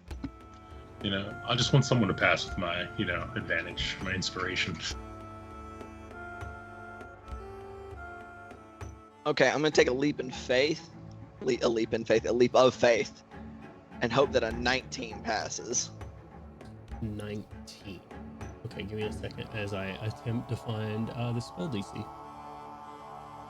If a 19 doesn't pass, this lady, I'm in a pickle. this lady definitely was sent on a mission. Like that was her mission. A 19 will succeed as you are grappling onto her.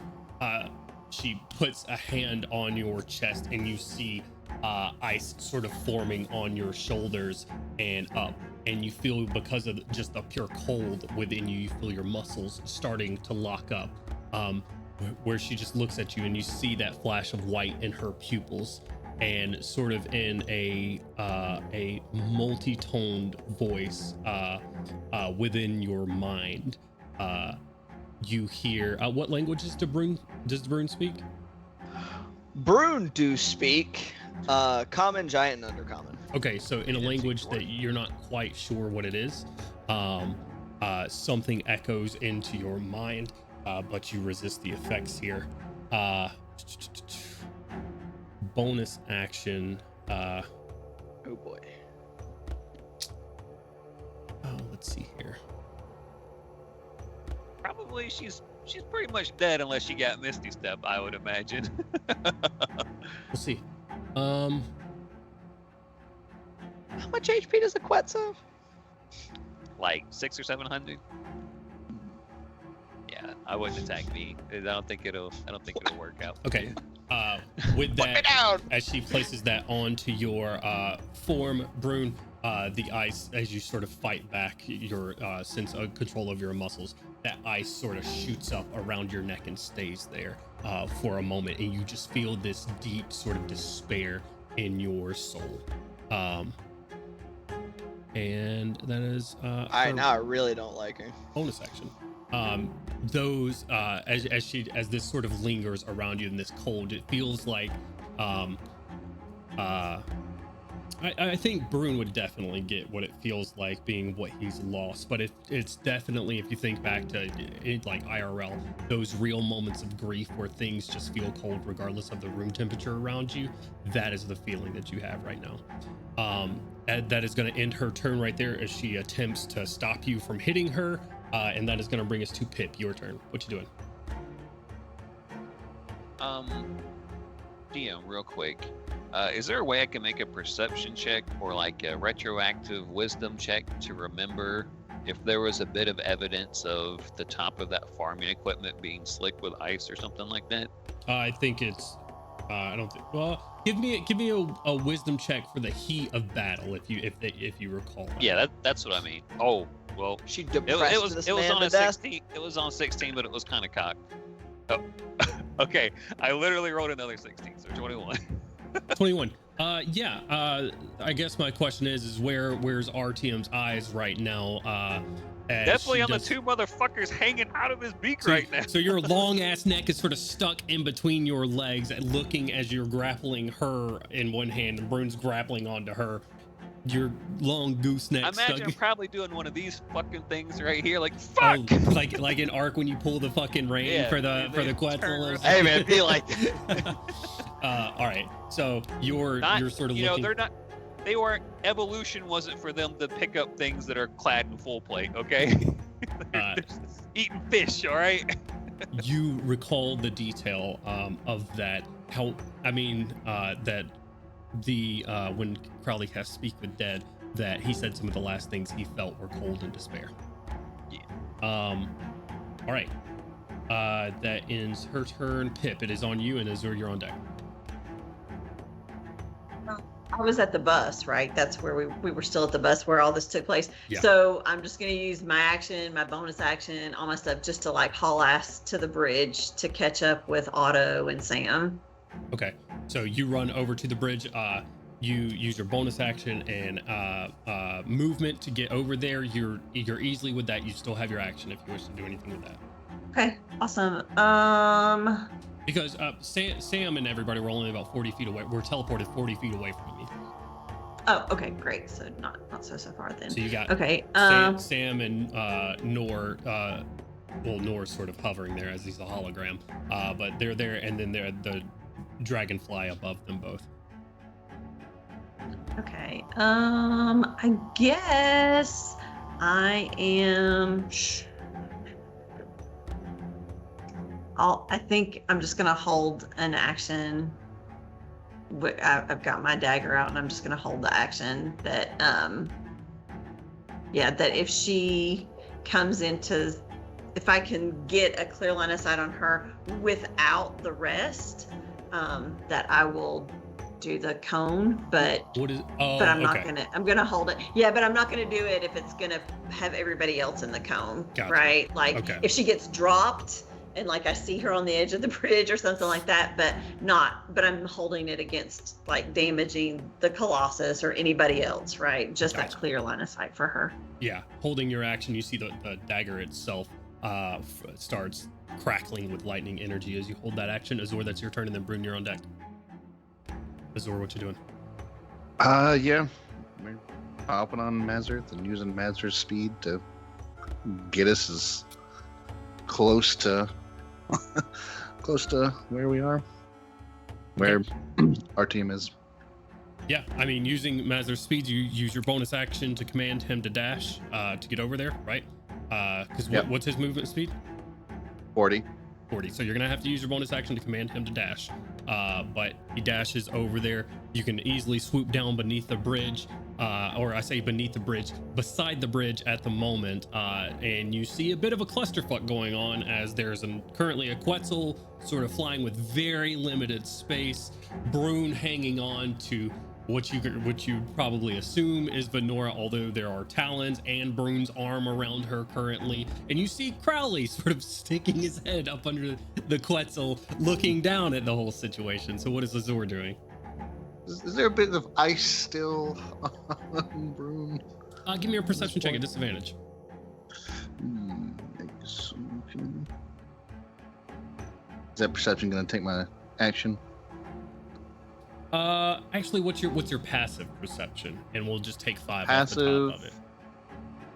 perception is 19. Okay, with 5 off the top, I'm gonna say currently with how much is covered right now with RTM and Brune sort of all in this tight lump that you can't see much of else what's going on right now, other than Brune sitting there with his hammer, still going for it as far as I'm aware. Brune is still attempting to hurt her, and RTM is attempting to not at this moment. Or at least it seems that way with him flying her away. Or maybe he just wants the XP for himself. Who knows? That's right. You know what? Let's get. I knew it.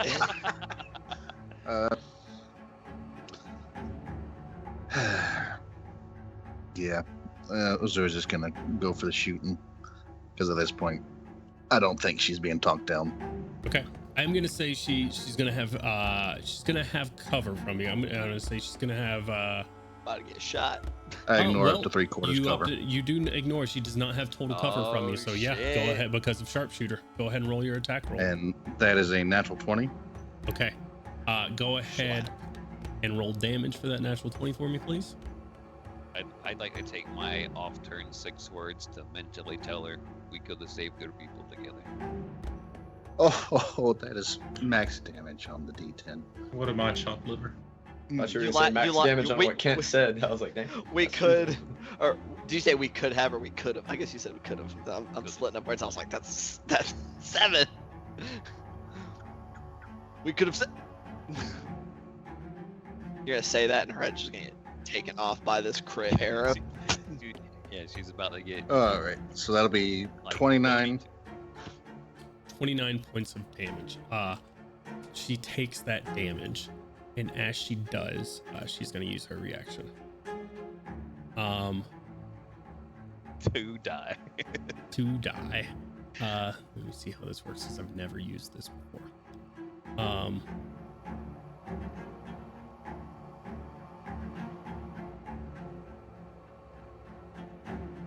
Okay. You see, she takes a arrow to the side, just a precise shot, like piercing and probably hitting a lung in there. Brune, the image in front of you sort of changes a bit. She looks at you, and as she hits, she lets out a scream, which I'll say all of you hear at this point. And when she does, this sort of multi-voiced, multi-vocal voice, like multi-level voice scream comes out of her mouth. And as she does, all of you just sort of feel this innate despair around you that I've sort of described. Brune, you'll see in front of you, and Artyom, well, Crowley will see as well, and all of you that are sort of down there. Artyom, you'll more so feel it as she is coated in ice completely as she screams from the bottom of her feet to the top of her head. She lets out the scream, and as it does, ice crackles up on top of her. Go ahead and give me a dexterity saving throw to maintain hold on her, both Brune and Artyom. Hey. Bollocks. 17 for me. Jeez. The fuck is this? Do you still have your save, Ian? Sorry, I'm trying to see why my dex has a little thing next to it. Whatever. I'm sure it's not important. Famous last words. What's this thing that says break? We don't need that. Oh, I think I'm good. I was a little worried because I only had a 14 plus 3 to a 17, so I went ahead and rolled that d12. It's 29. 29. Okay. On a dex save from a dwarf? I rolled a 12 on the d12, man. Impossible. You start like the cold around her starts almost causing your hands to slip, but easily sort of grabbing on some of these ice spikes that are surrounding her at the moment. Artyom's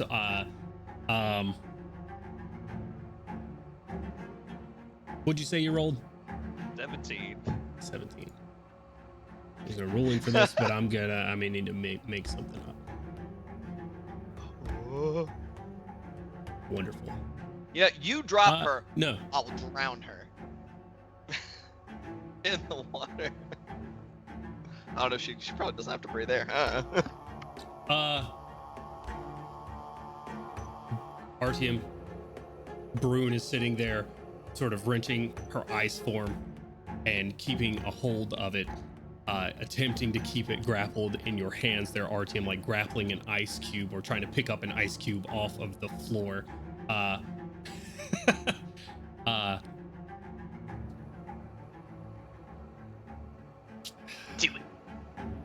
Do it. Drop me. We're just gonna do it. We're high or low, Artyom? Always high. Okay. Always high, and this is how we'll end the night so people can get out of here. Oh, okay. On a high. Natural 20. I'm rolling percentile. On a high roll, you're able to maintain your grapple. On a low roll, Brune and Venora are going into the depths of whatever lies beneath in Starmantle Bay. Is she willingly trying to move away from me by doing this? No. It's not a matter of her. It's just a matter of her being completely encased in ice at the moment. Okay. That's a 56. You maintain control. So you sit there, Brune. Wait a minute, I know grappling what this onto her. bitch did. Okay, never mind. Sorry. Wait a minute. And as we sit here in this tense moment of between protecting Sam and Norin up top and attempting to neutralize this threat down below and this absolute clusterfuck of confusion, that's where we're going to end tonight's session. So I get my second attack next week. Oh shit. I will say, for the sake of this, if you roll another, go ahead and roll your other attack. Double 20 her ass. We're fucking kicking it old school. That is a dirty 20. Dirty 20. And okay, you shoot that arrow, this ice that is magically encasing her right now. What damage are you doing right now? Radiant, correct? Radiant. Yeah. So you see that this, let me make sure I'm reading this right. Again, never used this before, so it's fun. I hope it's what I think it is, because it is fun. And I hate that nobody uses it. Wait.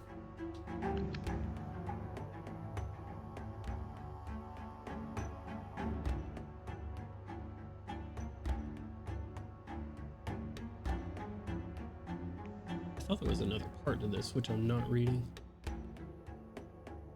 Oh, I didn't even read that part of it.